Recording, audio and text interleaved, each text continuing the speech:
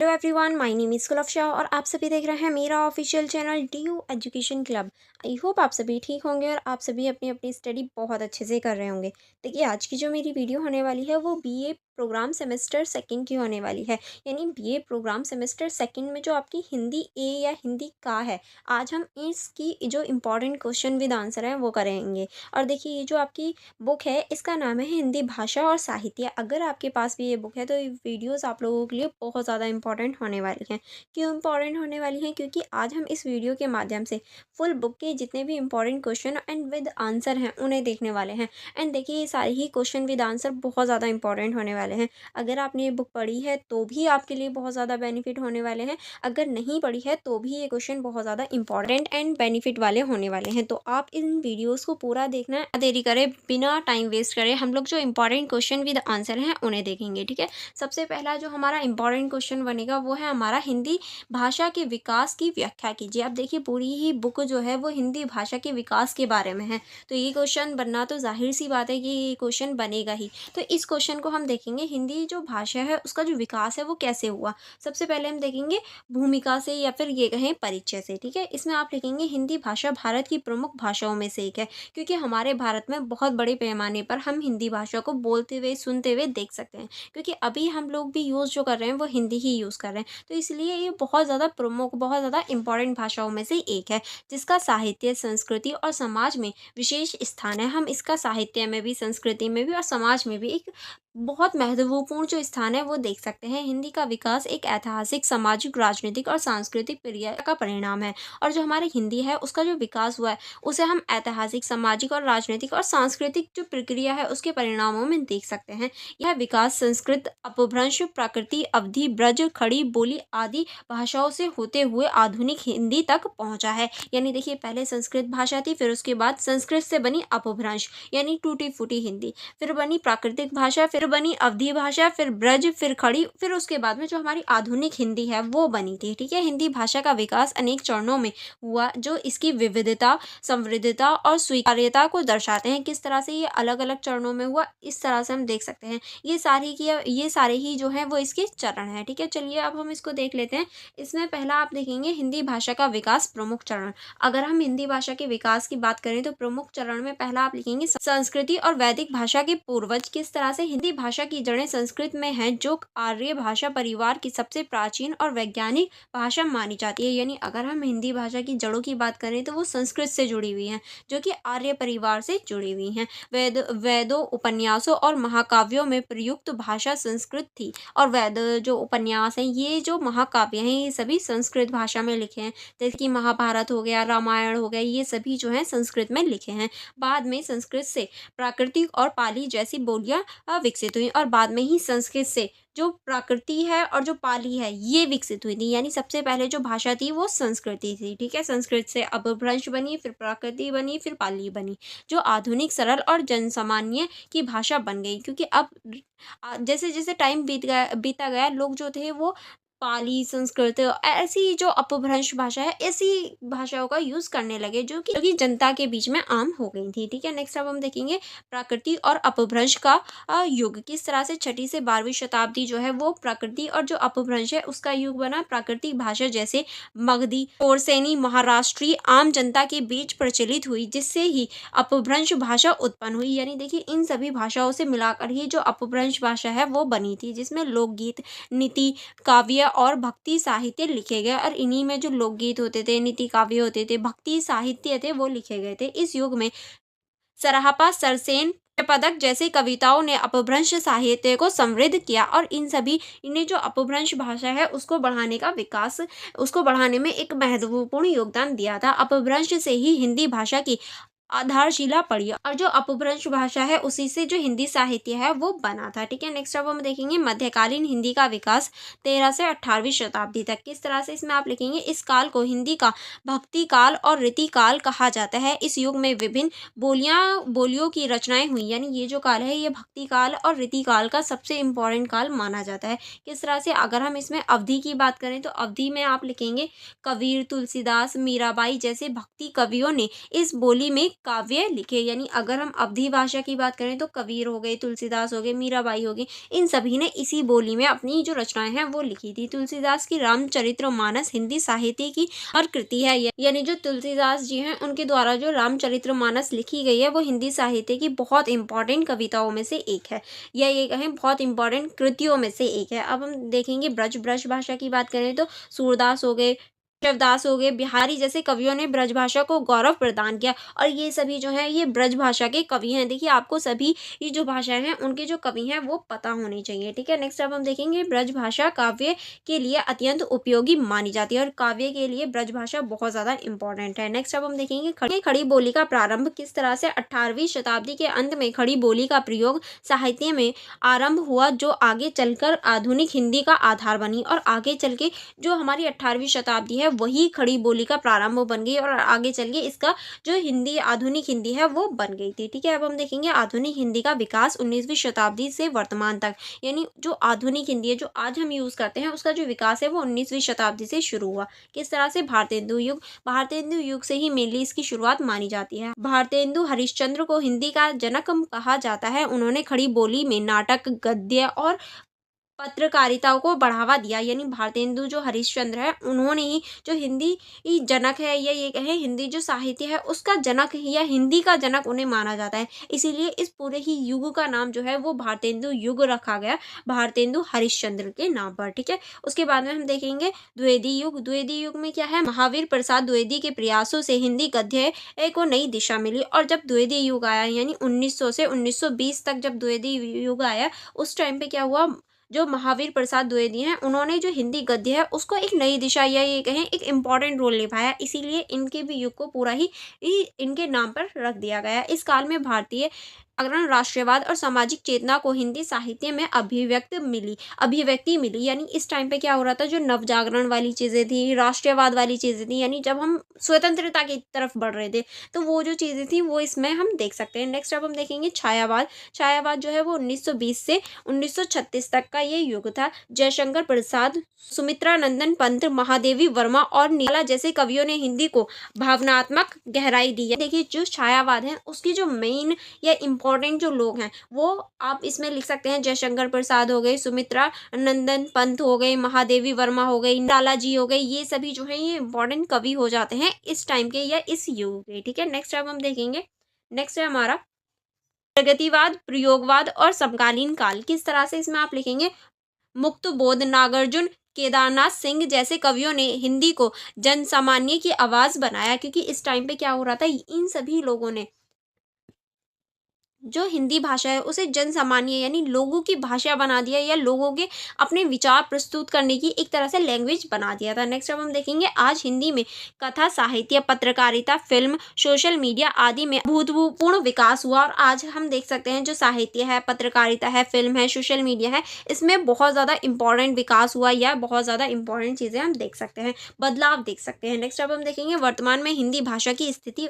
अगर हम वर्तमान यानी अगर हम आज की बात करें तो हिंदी भाषा की जो स्थिति है, भाषा संघ की राजभाषा है, जो कि हमारा अनुच्छेद 343 कहता है। नेक्स्ट अपन देखेंगे लगभग 60 करोड़ से अधिक लोग हिंदी बोलते हैं, और अगर हम अपने देश की बात करें तो हमारे देश में लगभग जो 60 करोड़ हैं और उससे भी ज़्यादा अधिक ही लोग हिंदी बोलना पसंद करते हैं या हिंदी बोलते हैं, ठीक है। हिंदी का उपयोग प्रसारण तकनीक, इंटरनेट, साहित्य, शिक्षा आदि में होता है, और देखिए जो हिंदी है उसका प्रयोग प्रसारण यानी न्यूज़ वगैरह के लिए, तकनीक के लिए, इंटरनेट के लिए, और जो साहित्य है और जो शिक्षा है उन सभी में हम हिंदी का प्रयोग देख सकते हैं। अब देखिए शिक्षा में किस तरह से मैं आपको पढ़ा रही हूँ, हिंदी के माध्यम से पढ़ाती हूँ। देखिए अगर आप कोई भी और भी सब्जेक्ट पढ़ते हैं, ये तो हमारा हिंदी ही सब्जेक्ट है, अगर आप हिस्ट्री या फिर कोई और भी लैंग्वेज पढ़ेंगे, या कोई और भी अगर आप कोई और सब्जेक्ट पढ़ेंगे, तो आप देखेंगे कुछ वर्ड्स ज़रूर हिंदी के यूज़ होते हैं। तो वो जो हिंदी हमारी पर्टिकुलर लैंग्वेज है वो हम हर जगह यूज़ कर रहे होते हैं, इसीलिए 60 करोड़ से ज़्यादा जो लोग हैं वो हिंदी यूज़ करते हैं, ठीक है। नेक्स्ट अब हम देखेंगे आज हिंदी वैश्विक मंच पर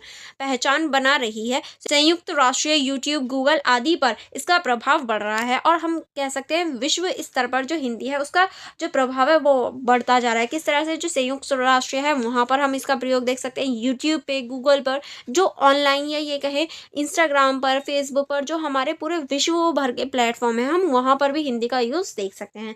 अगर हम इस क्वेश्चन के निष्कर्ष की बात करें तो निष्कर्ष में आप लिखेंगे हिंदी भाषा का विकास एक जीवित प्रक्रिया है जो आज भी सतत रूप से चल रही है। यानी देखिए, अगर हम हिंदी भाषा के विकास की बात करें तो ये एक जीवित प्रक्रिया है जो कि लगातार चल ही रही है। ऐसा नहीं है इसका विकास हुआ और रुक गया, नहीं, अगर रुक जाता तो ये जीवित नहीं होती, ये अभी भी चल रहा है। इसीलिए हम कह सकते हैं ये जीवित प्रक्रिया है जो सतत चल ही रहा है अपने टाइम से।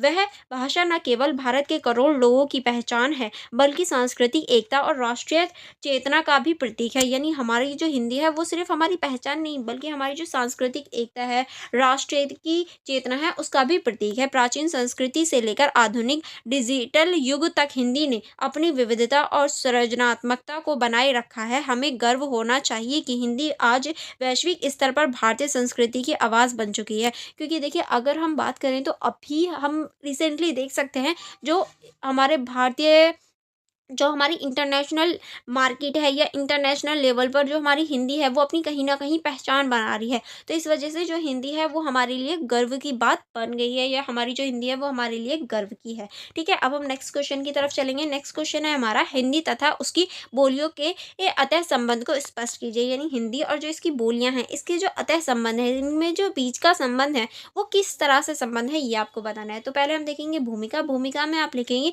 हिंदी भाषा का एक समृद्ध और व्यापक भाषिक परिणाम है जिसमें विभिन्न बोलियों का योगदान वैश्विक रूप से महत्वपूर्ण है। हिंदी की शक्ति और विविधता इसकी बोलियों में ही निहित है। यानी जो हमारी हिंदी है उसकी शक्ति और जो विविधता है इसकी बोलियों में ही निहित है, इसकी बोलियों में ही है। बोलियां न केवल हिंदी भाषा का आधार है बल्कि इसके जीवन और लचीले स्वरूप को भी निर्धारित करती हैं। यानी जो बोलियां हैं हमारी हिंदी की वो इसका आधार ही नहीं बल्कि इसकी जीवित और जो लचीलापन है इसको भी निर्धारित करती हैं। हिंदी और उसकी बोलियों के बीच गहरा अतः संबंध है जो भाषिक, साहित्य और सांस्कृतिक दृष्टि से अत्यंत महत्वपूर्ण है। क्योंकि बोलियों में और हिंदी में बहुत ज़्यादा अत्यंत जो गहरा संबंध है या घनिष्ठ संबंध हम देख सकते हैं, जो कि इनकी सांस्कृतिक रूप से हम इसे देख सकते हैं। नेक्स्ट अब हम देखेंगे हिंदी भाषा और बोलियां एक परिभाषात्मक दृष्टिकोण। किस तरह से हम इसे हिंदी भाषा और बोलियों को एक परिभाषात्मक दृष्टिकोण के रूप में देख सकते हैं। हम देखेंगे हिंदी भाषा क्या है। अगर हम हिंदी भाषा की बात करें तो इसमें आप लिखेंगे हिंदी भारत की एक प्रमुख राजभाषा है जो देवनागरी लिपि में लिखी जाती है और इसका मूल आधार खड़ी बोली है। यानी अगर हम हिंदी की बात करें तो ये प्रमुख भाषा है हमारे भारत की, राजभाषा के रूप में हम देख सकते हैं, जो कि देवनागरी लिपि में लिखी जाती है। हमारी जो हिंदी है वो लिखी जो जाती है वो देवनागरी लिपि में लिखी जाती है और ये खड़ी जो बोली है उसका आधार है। अगर हम बोलियों की बात करेंगे, बोलियां क्या होती हैं, अभी हमने देखा कि भाषा क्या है, अब हम बोलियों की बात करें तो इसमें आप लिखेंगे बोली किसी विशिष्ट क्षेत्र में बोले जाने वाले भाषा के उस रूप को कहते हैं जो स्थानीय उच्चारण, शब्दावली तथा व्याकरण में कुछ हद तक विशिष्ट होती हैं। यानी देखिए, कुछ ऐसे वर्ड्स या कुछ ऐसी चीज़ें जो विशिष्ट क्षेत्र में या एक ही क्षेत्र में बोले जाते हैं। ऐसा नहीं है हर क्षेत्र में या फिर हम देश के हर कोने में उन्हें वही वर्ड्स बोलते हैं। तो ऐसे कुछ पर्टिकुलर वर्ड्स जो एक ही क्षेत्र में बोले जाते हैं। जैसे कि अगर यूपी की बात करें तो यूपी में लड़के को छोरा बोलते हैं, लड़की को छोरी बोलते हैं। तो ये जो वर्ड्स हैं ये पर्टिकुलर यूपी के वर्ड्स हैं। तो ये जो वर्ड्स हैं छोरा छोरी, ये क्या हो जाएंगे, बोली हो जाएंगी, क्योंकि वहाँ की बोली ऐसी है। ठीक है, नेक्स्ट अब हम देखेंगे हिंदी भाषा अनेक बोलियों में समन्वय से बनी है जिसमें अवधी, ब्रज, मैथिली, भोजपुरी, राजस्थानी, हरियाणवी, बुंदेली, छत्तीसगढ़ी आदि है। यानी देखिए, जो हिंदी भाषा है वो अनेक बोलियों से मिलकर बनी है, क्योंकि इसमें अवधी, ब्रज, मैथिली और भोजपुरी, राजस्थानी, ये सभी जो भाषाएं हैं, ये सभी जो बोलियां हैं वो मिली होती हैं। क्योंकि देखिए, हर स्थान की अपनी जो बोली है वो अलग होती है और सभी का मिश्रण हम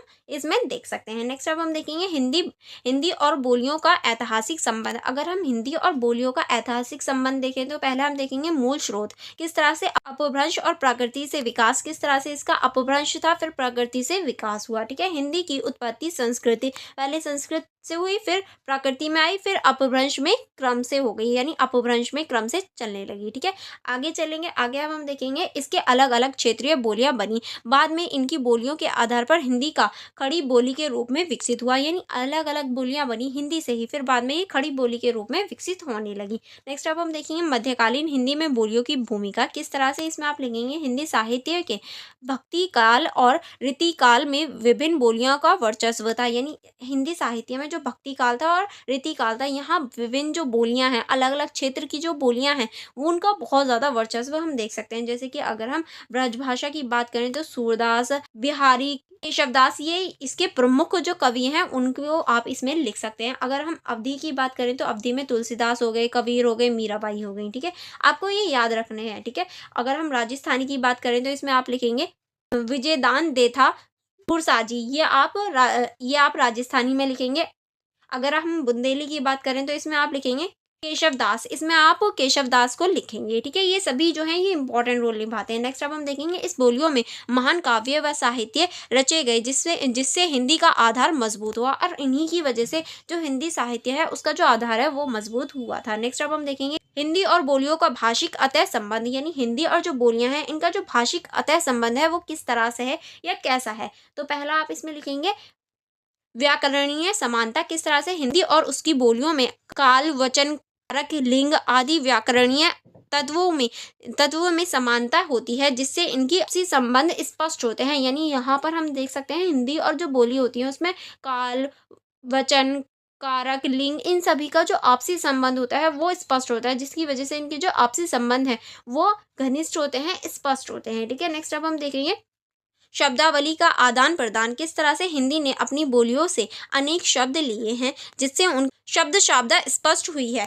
यानी देखिए जो हिंदी है वो अनेक जो शब्दावली है या बोलियां हैं उनसे मिली है, इसलिए हमें जो शब्दावली है उसका प्रयोग करके समृद्ध या फिर ये कहें स्पष्ट चीजें समझ में आती है। अगर हम उदाहरण लें तो भोजपुरी से बुबुआ या फिर चोर ऐसे शब्द लिए गए हैं, और ब्रज से अगर ब्रज से बात करें तो रस हो गया, लाच हो गया, ऐसे वर्ड्स लिए गए हैं। अगर अवधि की बात करें तो मानवता हो गया, कुछ हो गया, ये जो है ये अवधि भाषा से लिए गए हैं, ठीक है? नेक्स्ट अब हम देखेंगे इसमें हिंदी अधिक भाव प्रधान और जनप्रिय होती है, और यहाँ पर हम हिंदी को अधिक भावप्रिय या फिर जनप्रिय देख सकते हैं। नेक्स्ट अब हम देखेंगे उच्चारण और ध्वनि संरचना और समानता, किस तरह से इसमें आप लिखेंगे हिंदी और उसकी ही बोलियों में ध्वनि की रचना और उच्चारण में सामान्यता पाई जाती है जिससे उनके बीच भाषीय संबंध स्पष्ट होता है। यानी जो बोलियां होती हैं और जो ध्वनि होती है उसका जो उच्चारण होता है यानी प्रोनाउंसिएशन होते हैं उसमें हम समानताएं देख सकते हैं, जिसकी वजह से इनका जो भाषीय संबंध होता है वो स्पष्ट हो पाता है, ठीक है?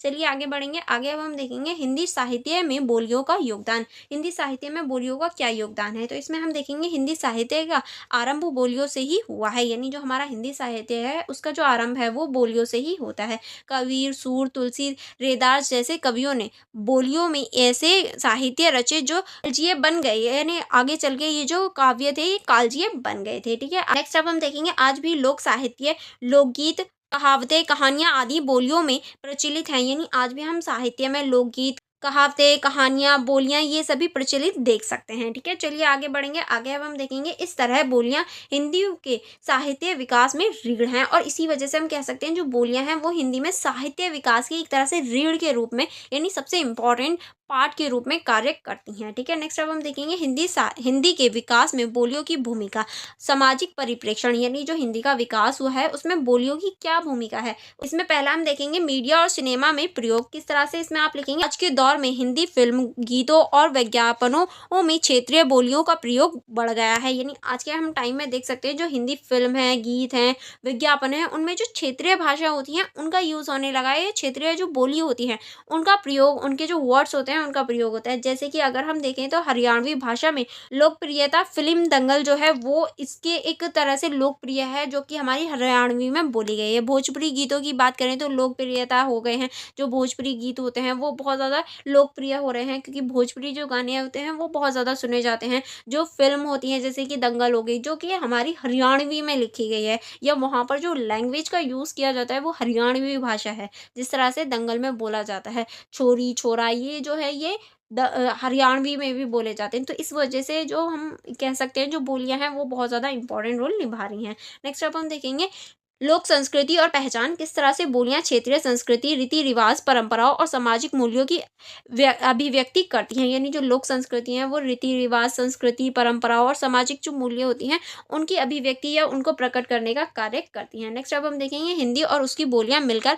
एक संस्कृति एकता का निर्माण करती हैं, और इसी वजह से हम इनकी संस्कृति एकता भी देख सकते हैं। अब हम देखेंगे इस क्वेश्चन का निष्कर्ष में आप लिखेंगे हिंदी और उसकी बोलियों के बीच परस्पर पूरक संबंध है। हिंदी हिंदी इन बोलियों से पोषित होती है और बोलियां हिंदी से एक व्यापक पहचान प्राप्त करती हैं।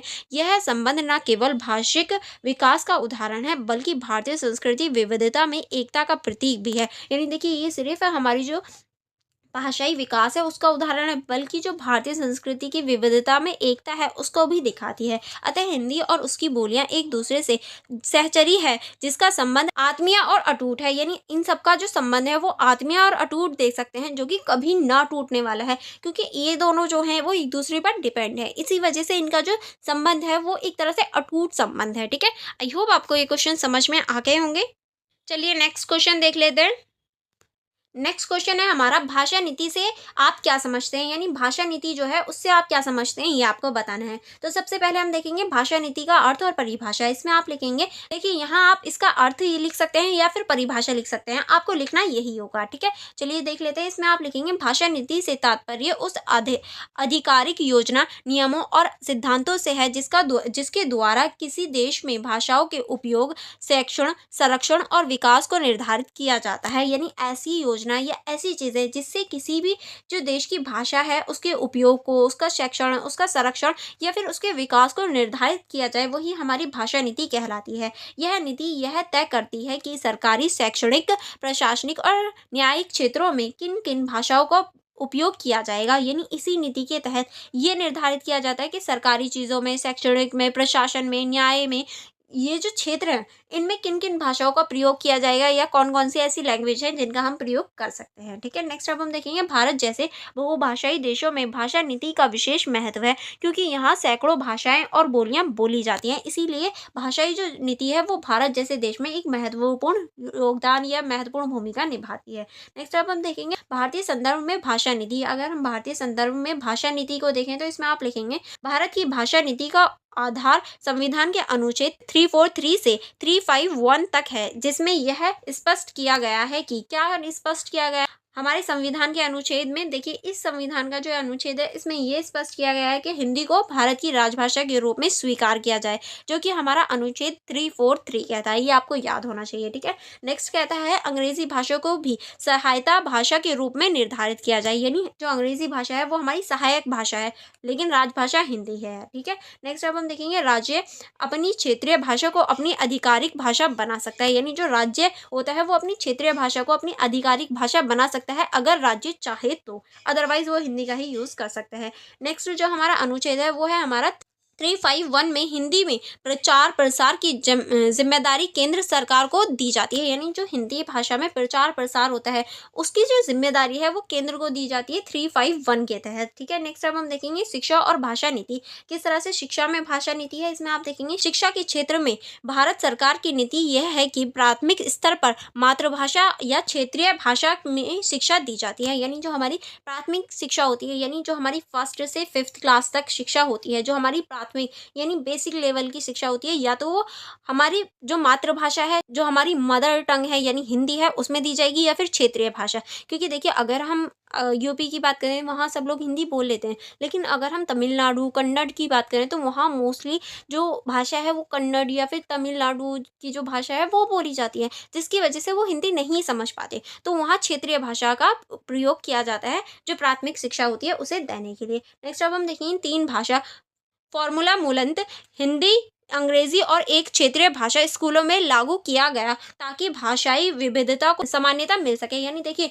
जो 3 भाषा फॉर्मूला है उसको यूज़ किया गया है। पहली हमारी हिंदी होनी चाहिए, दूसरी इंग्लिश होनी चाहिए और तीसरी एक क्षेत्रीय भाषा होनी चाहिए। जिस क्षेत्र का बच्चा है उसे उस क्षेत्र की भी तो भाषा होनी चाहिए। तो इस तरह से इन 3 भाषाओं को सबसे ज़्यादा इंपॉर्टेंट दी जाती है स्कूलों में, ताकि जो बच्चा है वो बहुभाषाई बन सके। ठीक है, नेक्स्ट अब हम देखेंगे हिंदी भाषा नीति में क्यों महत्वपूर्ण है। यानी जो हिंदी भाषा है वो नीति में क्यों महत्वपूर्ण है, क्यों इंपॉर्टेंट है। अगर हम इसकी इंपॉर्टेंस की बात करें तो इसमें आप लिखेंगे हिंदी भारत की सबसे अधिक बोली जाने वाली भाषा है। यानी हिंदी जो है वो भारत में सबसे अधिक बोली जाती है। अभी मैंने आपको बताया था कि हिंदी कितनी बोली जाती है, तो हिंदी हमारी 60 करोड़ से ज़्यादा लोग जो हैं वो हिंदी बोलना पसंद करते हैं। तो इससे हम पता लगा सकते हैं कि कितने लोग हिंदी बोलते हैं। ठीक है, नेक्स्ट अब हम देखेंगे इससे देश की एकता, प्रशासन संप्रेषणता और संस्कृति पहचान को का माध्यम माना जाता है और यही है जो हमारे देश की एकता, प्रशासन, संप्रेषण और संस्कृति जो है उसकी पहचान मानी जाती है। ठीक है, नेक्स्ट अब हम देखेंगे हिंदी भाषा के अंतर्गत हिंदी का प्रचार प्रसार सरकारी कार्य, शिक्षा, प्रसारण और तकनीकी क्षेत्रों में हो सकता है, यानी हम इन सभी क्षेत्रों में हिंदी का प्रयोग कर सकते हैं।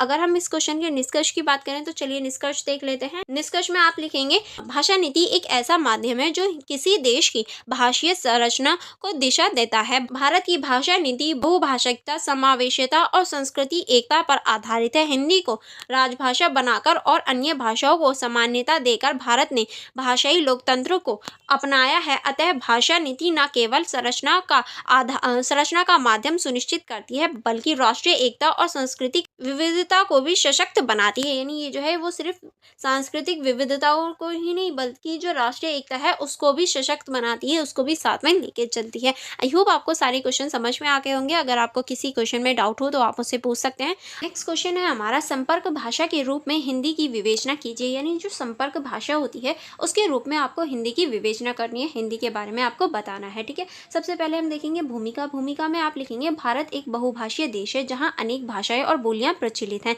इस भाषीय विविधता में आपसी संप्रेषणों को सहज और सुलभ बनाने के लिए ऐसी भाषाओं की आवश्यकता पड़ती है जो विभिन्न भाषा भाषियों के बीच संपर्कों का कार्य कर सके। यानी देखिए हमारा जो भारत है वो बहुभाषीय देश है जहाँ एक भाषा ना होकर बहुत सारी भाषाएं बोली जाती हैं और इसी वजह से हमें एक बहुभाषीय या फिर ऐसी भाषा की ज़रूरत होती है जो सभी भाषा में संपर्क कर सके, सभी भाषाओं में हमारी जो बात है वो बता सके। हिंदी ने इस भूमिका को बखूबी निभाया और हिंदी एक ऐसी ही भाषा के रूप में हमारे सामने आई है। इसीलिए हिंदी को संपर्क भाषा के रूप में महत्वपूर्ण स्थान प्राप्त है और इसीलिए हम हिंदी को संपर्क भाषा कहते हैं, क्योंकि देखिए कोई भी भाषा क्यों ना हो उसमें संपर्क करने के लिए हम लोग हिंदी का यूज़ करते हैं, इसीलिए हिंदी को एक संपर्क भाषा के रूप में जाना जाता है। ठीक है, आगे हम देखेंगे संपर्क भाषा क्या होती हैं। अगर हम संपर्क भाषा की बात कर रहे हैं तो संपर्क भाषा जो होती है वो क्या होती है, तो इसमें आप लिखेंगे संपर्क भाषा वह होती हैं जिसके अलग अलग मातृभाषा बोलने वाले लोग परस्पर संवाद के लिए माध्यम के रूप में अपनाते हैं। यानी अलग अलग जो मातृभाषा वाले लोग होते हैं, यानी अलग अलग जो क्षेत्र के लोग होते हैं वो बातचीत करने के लिए पर्टिकुलर एक लैंग्वेज का यूज़ करते हैं जो कि हम हिंदी के माध्यम से कह सकते हैं। वह भाषा संप्रेषण, शिक्षा, व्यापार, प्रशासन और संस्कृति के आदान प्रदान में सहायक होती है। और ऐसी भाषा जो हमारी जो भाषा है, संप्रेषण है, शिक्षा है, व्यापार है, प्रशासन है और संस्कृति है, इसके आदान प्रदान में सहायता करे, जैसे कि हमारी हिंदी भाषा करती है। इसी वजह से हम हिंदी को संप्रेषण भाषा कहते हैं। ठीक है, अब हम देखेंगे हिंदी एक संप्रेषण भाषा क्यों है, यानी हम हिंदी को ही संप्रेषण भाषा क्यों कहते हैं, किस तरह से हम हिंदी को संप्रेषण भाषा कह सकते हैं। तो पहला हम देखेंगे व्यापक प्रसार किस तरह से। इसमें आप लिखेंगे हिंदी भाषा के अधिकांश राज्यों में बोली और समझी जाती है। लगभग 60 करोड़ से अधिक लोग हिंदी को किसी न किसी ही रूप में प्रयोग करते हैं। यानी देखिए जो हिंदी है वो हमारे भारत में ज़्यादातर बोली जाती है, यानी सभी ये जो राज्य हैं ज़्यादातर सभी राज्यों में बोली जाती है और लगभग 60 करोड़ से ज़्यादा जो व्यक्ति हैं वो हिंदी बोलते हैं, किसी न किसी माध्यम में हिंदी बोलते ही हैं। इसी वजह से इसका जो व्यापक स्वरूप है इससे हम इसको संपर्क भाषा कह सकते हैं। दूसरा आप लिखेंगे सरलता और लचीलापन। किस तरह से जो इसकी सरलता है और लचीलापन है, इसमें आप लिखेंगे हिंदी की सरल व्याकरण, उच्चारण में सहजता और अन्य भाषाओं से शब्द ग्रहण करने की क्षमता ने इसे संपर्क भाषा बनाने में मदद की है। यानी देखिए ऐसे बहुत सारे हिंदी में वर्ड्स हैं जो अन्य भाषा से लिए गए हैं लेकिन हम हिंदी में यूज़ करते हैं। जैसे कि अगर हम ये कहें कि हम शाम कहते हैं, शाम जो है वो उर्दू का वर्ड है लेकिन हम हिंदी में यूज़ करते हैं, वरना हिंदी का वर्ड तो रात्रि है। तो इसी वजह से हम कह सकते हैं हिंदी जो है एक ऐसी भाषा है जो बहुत सारी भाषाओं में से वर्ड ले लेती है और लचीली है, इसीलिए भी हिंदी एक बहुत ज़्यादा इंपॉर्टेंट हो जाती है। नेक्स्ट अब हम देखेंगे शिक्षा और मीडिया में उपयोग। हिंदी शिक्षा प्रणाली टीवी, रेडियो, सिनेमा, समाचार पत्र, सोशल मीडिया आदि में प्रमुखता से प्रयुक्त होती है, जिससे यह लोगों के दैनिक जीवन से जुड़ी होती है। यानी हम कह सकते हैं जो हमारी हिंदी भाषा है, हमारी जो शिक्षा है, शिक्षा प्रणाली हो गया, टीवी हो गया, रेडियो हो गया, सिनेमा हो गया और जो हमारे समाचार पत्र हैं, सोशल मीडिया, इन सभी में हम हिंदी का प्रयोग करते हैं। और यहाँ तक कि देखिए मैं आपको पढ़ा रही हूँ, मैं भी तो बोलकर हिंदी में ही सारी चीज़ें बता रही हूँ, तो इस वजह से हिंदी और ज़्यादा इम्पॉर्टेंट हो जाती है। नेक्स्ट अब हम देखेंगे सरकारी कार्यों में उपयोग। किस तरह से भारत की राजभाषा होने के नाते हिंदी का प्रयोग केंद्रीय सरकार और कई राज्यों में सरकारी कार्यों के लिए भी होता है। अब जैसे कि मैंने लास्ट वीडियो में बताया था, हिंदी जो है वो राजभाषा है, इसीलिए ये केंद्र के साथ साथ राज्यों की जो सरकार होती हैं वहाँ पर भी यूज़ होती है। अगर हम इस क्वेश्चन के निष्कर्ष की बात करें तो निष्कर्ष में आप लिखेंगे, हिंदी केवल एक भाषा नहीं बल्कि भारत की भाषिक एकता का सेतु है। यह अलग अलग भाषाई पृष्ठभूमियों के लोगों के बीच संवाद और समझ का पुल बनाती है। यानी देखिए, अगर हम हिंदी की बात कर रहे हैं तो हिंदी एक तरह से भाषा ना होकर एक सेतु का काम करती है, क्योंकि देखिए अलग अलग भाषाओं में अलग अलग बातों को संवाद करने में या फिर अलग अलग ट्रांसलेट करने में मदद करती है हिंदी। इसी वजह से ये एक तरह से पुल या फिर सेतु का कार्य करती है। सेतु जो है वो श्रीलंका और हमारे भारत के बीच में एक पुल है जो कि भगवान राम द्वारा बनवाया गया था, ऐसा माना जाता है। इसीलिए हिंदी को भी इसी ही पैमाने या फिर इसी तरह से देखते हैं। नेक्स्ट अब हम देखेंगे, इसी में आगे चलेंगे। इसीलिए हिंदी को भारत में संपर्क भाषा के रूप में विशेष महत्व प्राप्त है और इसी वजह से हम इसे संपर्क भाषा के रूप में देख सकते हैं। इसका विकास और प्रसार राष्ट्रीय एकता को और अधिक सुदृढ़ करता है और इसी वजह से राष्ट्रीय एकता को भी और ज़्यादा बढ़ाने में ये मदद करता है। ठीक है, आई होप आपको ये क्वेश्चन समझ में आ गया होगा। और नेक्स्ट क्वेश्चन है हमारा, आदिकालीन साहित्य एवं धार्मिक परिस्थितियों की समीक्षा कीजिए। यानी इस क्वेश्चन में आपको आदिकालीन जो साहित्य है और जो धार्मिक परिस्थिति की हैं इनकी आपको समीक्षा करनी है, इनके बारे में आपको बताना है। ठीक है, सबसे पहले हम देखेंगे भूमिका। इसमें आप लिखेंगे, हिंदी साहित्य का प्रारंभ आदिकाल, यानी जो लगभग हम मानते हैं 1050 से 1350 माना जाता है लगभग में। ठीक है, ये लगभग में माना जाता है, से माना जाता है। यह काल भारतीय समाज, धर्म और संस्कृति के दृष्टिकोण से अत्यंत महत्वपूर्ण है। यानी हम कह सकते हैं भारतीय समाज, धर्म और संस्कृति के दृष्टिकोण से ये जो टाइम था ये बहुत ज़्यादा इम्पोर्टेंट था। इस समय का साहित्य तत्कालीन धार्मिक विश्वासों, सामाजिक संरचना और सांस्कृतिक गतिविधियों का प्रतिबंध है। यानी हम इस टाइम की जो धार्मिक विश्वास है, सामाजिक संरचना है या संस्कृति है, उन सारी गतिविधियों को यहाँ के जो इतिहास है या ये कहें जो आरंभिक साहित्य है उससे हम पता कर सकते हैं। आदिकाल को वीरगाथा काल भी कहा जाता है और आदिकाल को ही वीरगाथा काल कहा जाता है। देखिए, आपको ये याद रखना है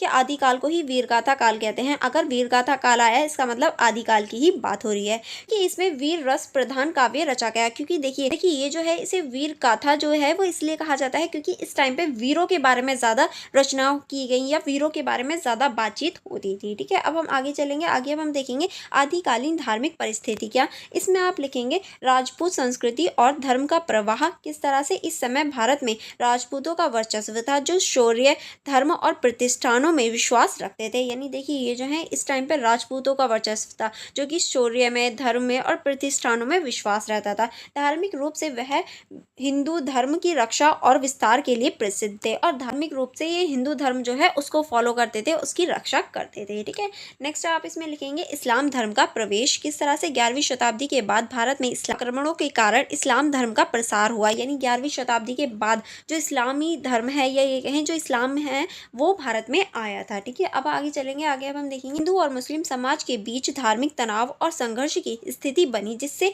धर्म रक्षण और वीरता को महत्व मिला। यानी देखिए आगे चल के क्या हुआ, जो हिंदू मुस्लिम है उनके समाज में या ये कहें उनके बीच में धार्मिक जो तनाव है, संघर्ष है वो बढ़ने लगा, जिसकी वजह से धर्म रक्षण और जो वीरता है ऐसी चीज़ों का उदय हुआ या फिर ऐसी जो कहावतें हैं या ऐसी जो कल्पना है या ऐसे जो व्यक्ति हैं उनका उदय हुआ।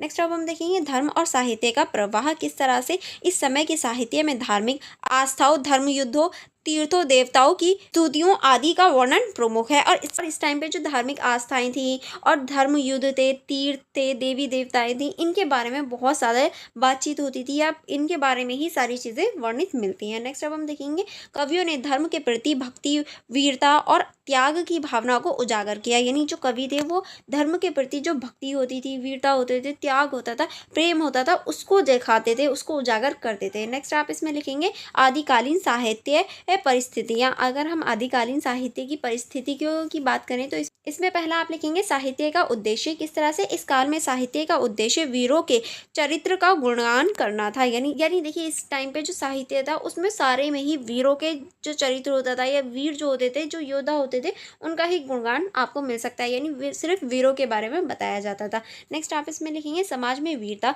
धर्म परायणता और राष्ट्रीय भक्ति को जागृत करने के लिए साहित्य का प्रयोग किया गया। और जो हमारी वीरता है, धर्मपरायणता है और राष्ट्रीय भक्ति है उसको जागरूक करने के लिए, उसको बढ़ाने के लिए साहित्य का प्रयोग किया जाता था। नेक्स्ट आप इसमें लिखेंगे प्रमुख काव्यधारा वीरगाथा काव्य। अगर हम प्रमुख काव्यधारा या फिर वीरगाथा जो काव्य हैं उनके बारे में बात करें तो इस युग में चारण और भाट कवि होते थे। यानी इस युग में चारण और जो भाट कवि हैं वो होते थे जो राजा की प्रशंसा में काव्य लिखते थे, यानी राजाओं की तारीफों में काव्य लिखे जाते थे इस टाइम पे। ठीक है, नेक्स्ट अब हम देखेंगे रासो काव्य परंपरा इसी काल की देन है। और जो रासो है वो इसी काल की है जो कि चंद्रबरदाई द्वारा लिखी गई थी। ठीक है, चलिए उदाहरण, अगर हम इसका उदाहरण देखें तो उदाहरण के रूप में आप लिखेंगे, चलिए इसको देख लेते हैं। उदाहरण में आप लिखेंगे पृथ्वीराज रासो जो कि चंद्रबरसाई द्वारा रचित है। ठीक है, नेक्स्ट आप इसमें लिखेंगे देव रासो जो कि कुमार रासो द्वारा लिखी गई है, कुमार रासो द्वारा बनाई गई है। ऐसी बहुत सारी है। ठीक है, नेक्स्ट अब हम देखेंगे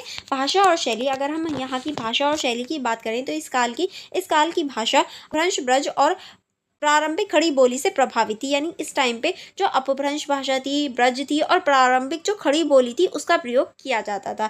आगे अब हम देखेंगे देश शब्द वीर रस की प्रधानता, अलंकारों का प्रयोग और श्रृंगारों का अभाव इस काल की विशेषता है। यानी इस टाइम पे वीर रस, प्रधानता और अलंकारों का प्रयोग और श्रृंगार रस की जो अभाव है वो इस काल की प्रमुख विशेषताओं में से एक है। नेक्स्ट अब हम देखेंगे सामाजिक और सांस्कृतिक परिप्रेक्ष्य। इसमें आप लिखेंगे समाज, जाति व्यवस्था और धार्मिक कट्टरता से बंधा था। यानी इस टाइम पे जो जातीय व्यवस्था थी, धार्मिक कट्टरता थी वो बहुत ज्यादा थी। नेक्स्ट अब हम देखेंगे राजाओं की प्रतिष्ठिता, युद्ध में वीरता और नारी की मर्यादा को अत्यधिक महत्व दिया जाता था। यानी युद्ध की प्रतिष्ठिता, युद्ध में जो वीर होते थे और जो नारी की मर्यादा होती है, यानी ये माना जाता था कि नारियों को सिर्फ घर में रहना है, अपनी मर्यादा में रहना है। तो मर्यादा जैसी बहुत ज्यादा चीजें प्रचलित थी। नेक्स्ट अब आप इसमें लिखेंगे नारी चित्रण अधिकतर प्रेरणादायक या आदर्श पत्नी के रूप में देखा जाता था। यानी नारी को हमेशा एक आदर्श पत्नी के रूप में देखा जाता था जो हमेशा जी हुजूरी करती रहे। नेक्स्ट आप इसमें लिखेंगे शिक्षा और साहित्य उच्च वर्ग तक सीमित था, आम जनता तक इसकी पहुंच सीमित थी। यानी शिक्षा और साहित्य दोनों ही उच्च वर्ग यानी अमीर लोगों के लिए था, गरीब या निम्न वर्गों के लिए ऐसी कोई भी चीज मौजूद नहीं थी। ठीक है, नेक्स्ट अब हम देखेंगे साहित्य योगदान और महत्व। किस तरह से आदिकालीन साहित्य ने भारतीय वीरता, गौरव और धर्मनिष्ठता की भावना को अमर कर दिया। और ये जो आदिकालीन साहित्य है इसने वीरता, गौरवता और जो धर्मनिष्ठता है इसकी जो भावना है उसको बहुत ज़्यादा बढ़ा दिया था। इस साहित्य ने आगे चलकर भक्ति काल और रीति काल की नींव तैयार की और इसी साहित्य की वजह से आगे चलकर जो भक्ति काल है और रीति काल है उसकी नींव बनी या फिर वो सामने आया था। अब हम देखेंगे यद्यपि इसमें कलात्मक परिपक्वता कम थी लेकिन भावनात्मक ऊर्जा, देशभक्ति और धार्मिक चेतना अत्यधिक थी। यानी हम इस टाइम पे जो भावनात्मक ऊर्जा है, देशभक्ति है और जो धार्मिक चेतना है वो बहुत बड़े लेवल पर देख सकते हैं। अब हम देखेंगे इस क्वेश्चन का निष्कर्ष में आप लिखेंगे आदिकालीन हिंदी साहित्य का प्रारंभ लेकिन अत्यधिक महत्वपूर्ण चरण है।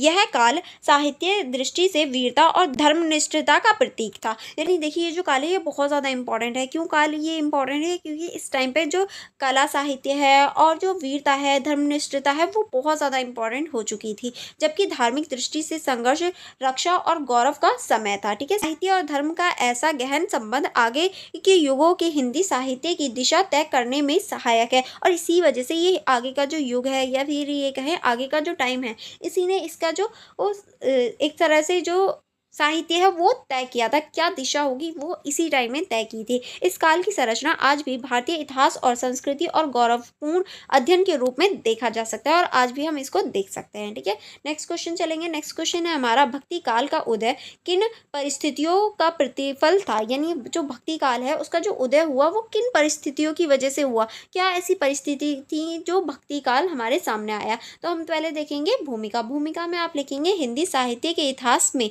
भक्ति काल जो कि हमारा 1350 से 1700 तक रहा था को स्वर्ण युग कहा जाता है। और देखिए इसी काल को स्वर्ण युग कहा जाता है हिंदी साहित्य का। इस काल में भक्ति भावनाओं से प्रोत साहित्य की रचना हुई और इसी काल में जो भक्ति भावना है उनकी एक तरह से रचना हुई थी। इसका उदय कुछ विशेष धार्मिक, सामाजिक, राजनीतिक और सांस्कृतिक परिस्थितियों के परिणाम हुआ। और ये जो उदय है या ये कहें ये जो समाज बना इसका जो उदय हुआ कुछ धार्मिक, सामाजिक और राजनीतिक और सांस्कृतिक परिस्थितियों की वजह से हुआ। अगर हम धार्मिक परिस्थितियों की बात करें तो चलिए पहले हम देखेंगे धार्मिक परिस्थितियाँ। तो इसमें पहला पॉइंट आप लिखेंगे मध्यकालीन भारत में ब्राह्मणवादी आडंबर का कर्मकांड और जातिवाद बढ़ गया था। और इस टाइम पे क्या हुआ था, ब्राह्मणवादी जो आडंबर होते हैं, जो कर्मकांड होते हैं और जो जातिवाद व्यवस्था थी, जातिवादी, ये बहुत ज़्यादा बढ़ गई थी इस वजह से। दूसरा आप लिखेंगे आम जनता मंदिर, पुरोहित और मूर्ति पूजा से थक चुके थे। और जो आम जनता थी वो मंदिरों से, पुरोहितों से और जो मूर्ति पूजा थी वो उनसे थक चुकी थी। नेक्स्ट आप इसमें लिखेंगे ऐसे समय में भक्ति आंदोलन ने ईश्वर की व्यक्तिगत उपासना, भक्ति और प्रेम को प्राथमिकता दी। और इसी टाइम पे जब देखिए सारे लोग जो थे वो एक तरह से थक गए थे पूजा करके या फिर सारी चीज़ों से, जो मंदिर थे इन सभी चीज़ों से, तो इस वजह से जो भक्ति आंदोलन आए थे उन्होंने एक तरह से व्यक्तिगत उपासना को उजागर किया कि हमारा जो ईश्वर है वो हमारे ही अंदर है, हमें कहीं और ढूंढने या उसे कहीं और खोजने की ज़रूरत नहीं है। तो इस वजह से बहुत ज़्यादा लोकप्रिय हो गई या फिर इन्होंने एक तरह से अपनी जो जगह थी वो बना ली थी। नेक्स्ट अब हम देखेंगे इस्लामी प्रभाव और सूफी संत। जो इस्लामी प्रभाव था और सूफी संत था उनकी भी वजह से किस तरह से इस्लाम शासकों के आगमन से इस्लाम की ईश्वरवादी विचारधारा का प्रभाव बढ़ा। यानी देखिए जब जो मुसलमान थे या ये कहें जो इस्लाम था वो आया तो ईश्वरवादी जो विचारधारा थी, जैसे कि वो सिर्फ अल्लाह में विश्वास करते हैं, तो वो विचारधारा बढ़ने लगी। इस्लाम और सूफी संप्रदायों ने मान्यता, प्रेम और ईश्वर के सीधा संबंध की भावना को जन्म दिया। यानी इन लोगों ने बताया कि ईश्वर से संबंध जो है वो हमारा सीधा संबंध है, सिर्फ हमसे और हमारे ईश्वर से। हमें किसी भी पूजा या फिर किसी भी जो मूर्ति होती है उनकी आवश्यकता नहीं होती। तो इसी वजह से इनका जो संबंध था ये कहें ये जो थी, इसी वजह से लोग जो थे वो इसकी तरफ आकर्षित होने लगे। नेक्स्ट आप इसमें लिखेंगे भक्ति आंदोलन ने इस विचार को आत्मसात किया। और जो भक्ति आंदोलन है वो उन्होंने इस विचार को और ज़्यादा बढ़ा दिया था। नेक्स्ट अब हम देखेंगे सामाजिक विकृति और जातिवाद। किस तरह से इसमें आप लिखेंगे समाज में छुआछूत, ऊंच नीच और स्त्री उत्पीड़न जैसी कुरीतियां व्यापक थी। यानी हम देख सकते हैं कि समाज में बहुत ज़्यादा छुआछूत, ऊंच नीच और जो स्त्री उत्पीड़न है वो बहुत ज़्यादा बढ़ गया था। इसी कारण से भी लोग थक चुके थे। नेक्स्ट अब हम देखेंगे भक्त कवियों ने समानता, प्रेम और भक्ति के माध्यम से समाज को नया दृष्टिकोण दिया। और जो भक्त कवि थे उन्होंने प्रेम को, भक्ति को, इन्हीं चीज़ों को बढ़ाया और जो एक नया दृष्टिकोण देने का कार्य किया था। जैसे कि कबीर हो गए, कबीर ने जातिवाद का विरोध किया, रैदास ने मानव समानता की बात की। यानी अगर हम कबीर की बात करें तो इन्होंने जाति व्यवस्था का विरोध किया था। जो रैदास हैं इन्होंने मानव समानता को बढ़ावा दिया या फिर ये कहें मानव समानता को बढ़ाने का प्रयास किया। नेक्स्ट अब हम देखेंगे राजनीतिक अस्थिरता। किस तरह से तुर्क, मुगलों और अन्य मुस्लिम आक्रमणों ने देश में राजनीतिक अस्थिरता और भय का वातावरण पैदा कर दिया था। ठीक है, नेक्स्ट अब हम देखेंगे आमजन में धार्मिक शक्ति और आत्मिक शरण के रूप में भक्ति को अपना लिया था। क्योंकि आम जो जनता थी वो अब जो धार्मिक शक्ति थी और जो आत्म शक्ति है उसको भी बढ़ाने लगी या फिर अपने आप में ही जो ईश्वर है उसको खोजने लगी थी। नेक्स्ट आप इसमें लिखेंगे संस्कृत का पतन और लोक भाषा का उत्थान। किस तरह से संस्कृत आम जनता की भाषा नहीं थी, वह केवल विद्वानों तक ही सीमित थी। इसी वजह से जो संस्कृत भाषा थी उसका पतन होने लगा। भक्ति आंदोलन ने लोक भाषा में रचना को अपनाया जिससे जनसाधारण तक ईश्वर और भक्ति के विचार पहुंच सके। इसी वजह से जो लोक भाषा है या ये कहें जो लोक भाषा है वो प्रचलित होने लगी थी। ठीक है, आगे चलेंगे। जैसे कि अगर हम बात करें जो वो तुलसीदास हैं इन्होंने अवधी भाषा का प्रयोग किया, सूरदास ने ब्रज भाषा का, मीरा ने राजस्थानी और कबीर ने संधूगढ़ी जो भाषा है उसका प्रयोग किया। अगर हम इस क्वेश्चन के निष्कर्ष की बात करें तो निष्कर्ष देख लेते हैं। निष्कर्ष में आप लिखेंगे इस प्रकार भक्ति काल का उदय तत्कालीन धार्मिक असंतोष, सामाजिक कुरीतियों, राजनीतिक अस्थिरता, भक्ति जन जागरण का प्रमाण था। और इसी वजह से हम इसको सामाजिक असंतोष, सामाजिक कुरीतियां और जो जातीय असमानता है इनका एक तरह से जागरण कर रही थी।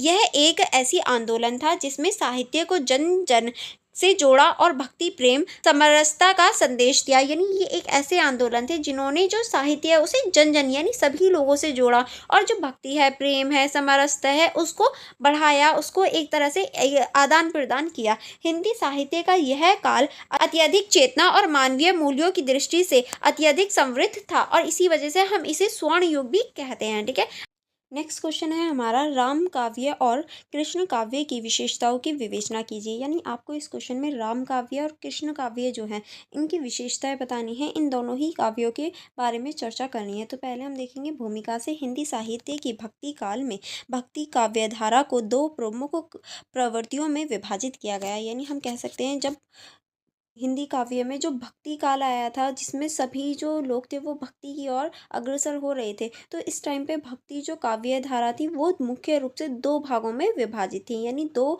धाराओं में विभाजित हो गया था भक्ति काल, जिसमें पहला था हमारा राम काव्य जिसमें निगुण भक्ति की तुलना में सुगुण भक्ति की राम शाखा थी। ठीक है, एक तो राम काव्य था, दूसरा हमारा कृष्ण काव्य था, जिसमें सगुण भक्ति की कृष्ण शाखा, यानी यहाँ पर हम सगुण देख सकते हैं और यहाँ पर हम निगुण देख सकते हैं। ठीक है, दोनों ही जो धारा है या काव्य की हैं, जो कि एक राम काव्य है, दूसरी कृष्ण काव्य है। ठीक है, इसमें हम देखेंगे इन दोनों शाखाओं में ईश्वर को सगुण रूप में स्वीकारते हुए प्रेम, भक्ति और समर्पण का चित्रण किया गया, किंतु इनकी भावना, विषय वस्तु और शैली में विभिन्नताएं पाई जाती हैं। यानी देखिए, दोनों ही जो शाखाएं हैं या ये दोनों ही जो हैं, यानी दोनों ही काव्य, राम काव्य और कृष्ण काव्य दोनों हैं, ये जो है वो सगुण जो स्वरूप होता है उसको मानते हैं। देखिए, एक होता है हमारा निगुण, एक होता है सगुण। निगुण का मतलब होता है जिसमें कोई भी भगवान का रूप ना माना जाए। जैसे मुस्लिम लोग आराधना करते हैं, प्रार्थना करते हैं, उनमें कभी भी आपने कोई मूर्ति या फिर कोई भी अल्लाह का रूप नहीं देखा होगा। और जैसे कि हिंदू लोग क्या हैं, वो मूर्ति की पूजा करते हैं, तो वहाँ पर आप मूर्ति को देख सकते हो पर्टिकुलर के, हाँ ये शेप है भगवान की या ये रूप है। ठीक है, इस तरह से ये सगुण हो जाता है। तो ये जो है दोनों ही जो शाखाएं हैं या काव्य हैं, दोनों ही सगुण में आ जाते हैं। ठीक है, और यहाँ पर हम जो भावना है, जो विषय वस्तु है, शैली है, उसको विभाजित करते हुए देख सकते हैं। ठीक है, आगे चलेंगे। आगे अब हम पहले देखेंगे राम काव्य की विशेषताएं। अगर राम काव्य की विशेषताओं की बात करें तो पहला आप लिखेंगे आदर्श शक्ति की अभिव्यक्ति। किस तरह से आदर्श शक्ति की अभिव्यक्ति थी, इसमें आप लिखेंगे राम काव्य में भगवान राम को मर्यादा पुरुषोत्तम के रूप में प्रस्तुत किया गया था। यानी भगवान राम को हमेशा ही मर्यादा पुरुषोत्तम के रूप में ही दिखाया गया है या दिखाते हैं। ठीक है, भक्तों के लिए वह धर्म, कर्तव्य, त्याग और शील का प्रतीक है। यानी जो भगवान राम है, उन्हें भक्तों के लिए या और लोगों के लिए धर्म का, कर्तव्यों का, त्याग का, शील का प्रतीक के रूप में माना जाता है या प्रतीक मानते हैं। ठीक है, आगे हम देखेंगे भक्ति में श्रद्धा, भक्ति और सेवा का भाव प्रमुख होता है। यानी जो भक्ति है उसमें श्रद्धा का और भक्ति जो सेवा होती है, भक्ति जो भावना होती है, उसका प्रमुख रोल होता है। ठीक है, नेक्स्ट अब हम देखेंगे नैतिक और धार्मिक आदर्श। अगर हम राम भक्ति की नैतिक और धार्मिक आदर्शों की बात करें तो इसमें आप लिखेंगे राम काव्य में नैतिकता, कर्तव्य परायणता और धर्मनिष्ठता को विशेष महत्व दिया गया है। यानी यहाँ हम नैतिकता, धर्मनिरपेक्षता ऐसी चीज़ों को देख सकते हैं। कवि अपने पाठकों को उत्तम जीवन मूल्य का पाठ पढ़ाते हैं, और जो कवि होते थे इस टाइम के, वो सही जो जीवन है उसका पाठ पढ़ाने का कार्य करते थे, ताकि लोग जो है वो सही राह पर चल सकें। नेक्स्ट अब हम देखेंगे प्रमुख रचनाकार और कृतियाँ। अगर हम यहाँ के प्रमुख रचनाकार और जो कृतियाँ इनके द्वारा लिखी गई तो उनकी अगर बात करें तो पहला आप लिखेंगे गोस्वामी तुलसीदास, जिन्होंने रामचरितमानस लिखी, विनय पत्रिका, दोहावली, कवितावली, ये इनकी प्रमुख जो है वो रचना हो जाएंगी। ठीक है, अगर हम तुलसीदास का रामचरितमानस हिंदी साहित्य को सबसे महान काव्य रचना मानी जाती है। यानी जो हमारी हिंदी साहित्य है, इसकी अगर हम सबसे महान रचनाओं में से बात करें तो तुलसीदास द्वारा जो रामचरितमानस है वो सबसे महान मानी जाती है। नेक्स्ट अब हम देखेंगे भक्ति और ज्ञान का समन्वय। अगर भक्ति और ज्ञान का समन्वय की बात करें तो राम काव्य में भक्ति के साथ साथ आदर्शनीय तत्वों का भी समावेश मिलता है। यानी यहाँ आदर्श वाली चीज़ें भी हैं जो सही राह पर इंसान को चलाने का कार्य करती हैं। नेक्स्ट अब हम देखेंगे भगवान राम को ईश्वर का अवतार मानकर उनकी लीलाओं, गुणों और मर्यादाओं का वर्णन किया जाता है, क्योंकि भगवान राम जो हैं उन्हें ईश्वर का ही जो एक तरह से अवतार है वो माना जाता है, और उनकी जो लीलाएं हैं, गुण हैं और जो वो मर्यादा हैं उनका वर्णन किया जाता है। उनके बचपन की जितनी भी लीलाएं हैं, जो नटखट वाली चीज़ें हैं, उनको दिखाया जाता है। अगर हम कृष्ण काव्य की विशेषताओं की बात करें तो इसमें आप लिखेंगे माधुर्य, भक्ति और प्रेम की प्रधानता। किस तरह से कृष्ण काव्य में भगवान कृष्ण को शाखा प्रेम, बालक या ईश्वर के रूप में देखा गया है। यानी अगर हम कृष्ण काव्य की बात करें तो भगवान कृष्ण को हमेशा ही शाखा, प्रेम, बालक या फिर योगेश्वर के रूप में देखा गया है। राधा कृष्ण के नैष्टिक प्रेम का सौंदर्य चित्रण प्रमुख विषय है, और जो राधा कृष्ण जी का जो प्रेम था उसको बहुत सुंदरता से दिखाया जाता है इनकी बातों में। इनकी जो जितनी भी रचनाएं हैं उनमें सभी में जो राधा कृष्ण का प्रेम है वो सबसे इम्पोर्टेंट माना जाता है। नेक्स्ट अब हम देखेंगे श्रृंगार रस, विशेषकर मधुर्य और वीरस का सुंदर प्रयोग होता है। और यहाँ पर जो श्रृंगार रस है और जो मधुर्य और वीरस है, इन सभी का सुंदर प्रयोग हम यहाँ देख सकते हैं, क्योंकि यहाँ प्रेम की बात हो रही होती है। ठीक है, नेक्स्ट अब हम देखेंगे लीला और सौंदर्य का चित्रण। कृष्ण काव्य में वृंदावन की लास लीला, गोपियों के साथ प्रेम, माखन चोरी, रास उत्सव जैसे प्रसंगों का चित्रण वर्णन हुआ है। यानी देखिए, अगर हम इसकी बात करें तो कृष्ण काव्य में हमेशा ही वृंदावन की जो रास लीला है, गोपियों के साथ जो प्रेम था कृष्ण जी का, राधा कृष्ण का जो प्यार था, उसको दिखाया जाता है। ठीक है, नेक्स्ट टाइम हम देखेंगे कृष्ण को सौंदर्य और आनंद का प्रतीक माना जाता है, क्योंकि ऐसा माना जाता है कृष्ण जी बहुत ज़्यादा सुंदर थे और उन्हें एक तरह से आनंद का प्रतीक भी माना जाता है। ठीक है, चलिए आगे बढ़ेंगे। आगे अब हम देखेंगे प्रमुख रचनाकार और कृतियाँ। अगर प्रमुख रचनाकार और कृतियों की बात करें तो सूरदास सबसे प्रमुख है। सूर सागर इनके द्वारा रचित है। साहित्य लहरी है, सूर सावरी। ठीक है, अब हम अन्य रचनाकारों की बात करें तो मीराबाई हो गई, तरखान हो गए, नंददास हो गए और विष्णुदास हो गए। ठीक है, अब हम आगे चलेंगे। इन कवियों की रचनाओं में कृष्ण के बाल्य रूप, रासलीला और प्रिय योग को प्रमुख रूप से चित्रित किया गया है। और इन सभी की जो रचना है उनमें जो कृष्ण जी की बाल्य रूप था, रासलीलाएं थी, इन सभी को दिखाया गया है। और मीराबाई भी जो है वो प्रेम भक्ति में बहुत ज़्यादा लीन रहती थी। ठीक है, आगे हम चलेंगे। लोक भाषा का प्रयोग किस तरह से ब्रज भाषा में अधिकतर कृष्ण काव्य की रचना की गई है। उस टाइम पे जो लोक भाषा थी वो ब्रज भाषा ही थी, इसी वजह से वहाँ का सारा ही काव्य हम ब्रज भाषा में देख सकते हैं। भाषा सरल, भाषपूर्ण और रस से भरपूर होती थी, यानी सरल भाषा का प्रयोग किया जाता था ताकि सभी लोग उसे समझ सकें और अंडरस्टैंड कर सकें। नेक्स्ट अब हम देखेंगे राम और कृष्ण काव्य में अंतर। अगर हम दोनों के ही अंतर की बात करें तो तत्व राम काव्य और कृष्ण काव्य, अगर तत्व के आधार पर बात करें तो ईश्वर का रूप, मर्यादा पुरुषोत्तम, आदर्श राजा के रूप में इन्हें देखा जाता है। इन्हें लीला पुरुषोत्तम या प्रेम बालक के रूप में देखा जाता है। भक्ति का प्रकार देखें तो सेवा भाव, श्रद्धा और शरणगति के रूप में देखते हैं और इन्हें हमेशा प्रेम, माधुर्य, विरह के रूप में देखते हैं। अगर रस की बात करें तो इसमें भक्ति और शांत रस का प्रयोग किया जाता है और इसमें हमेशा जो श्रृंगार रस है और जो भक्ति रस है उसका प्रयोग किया जाता है। ठीक है, आगे अगर हम विषय की बात करें तो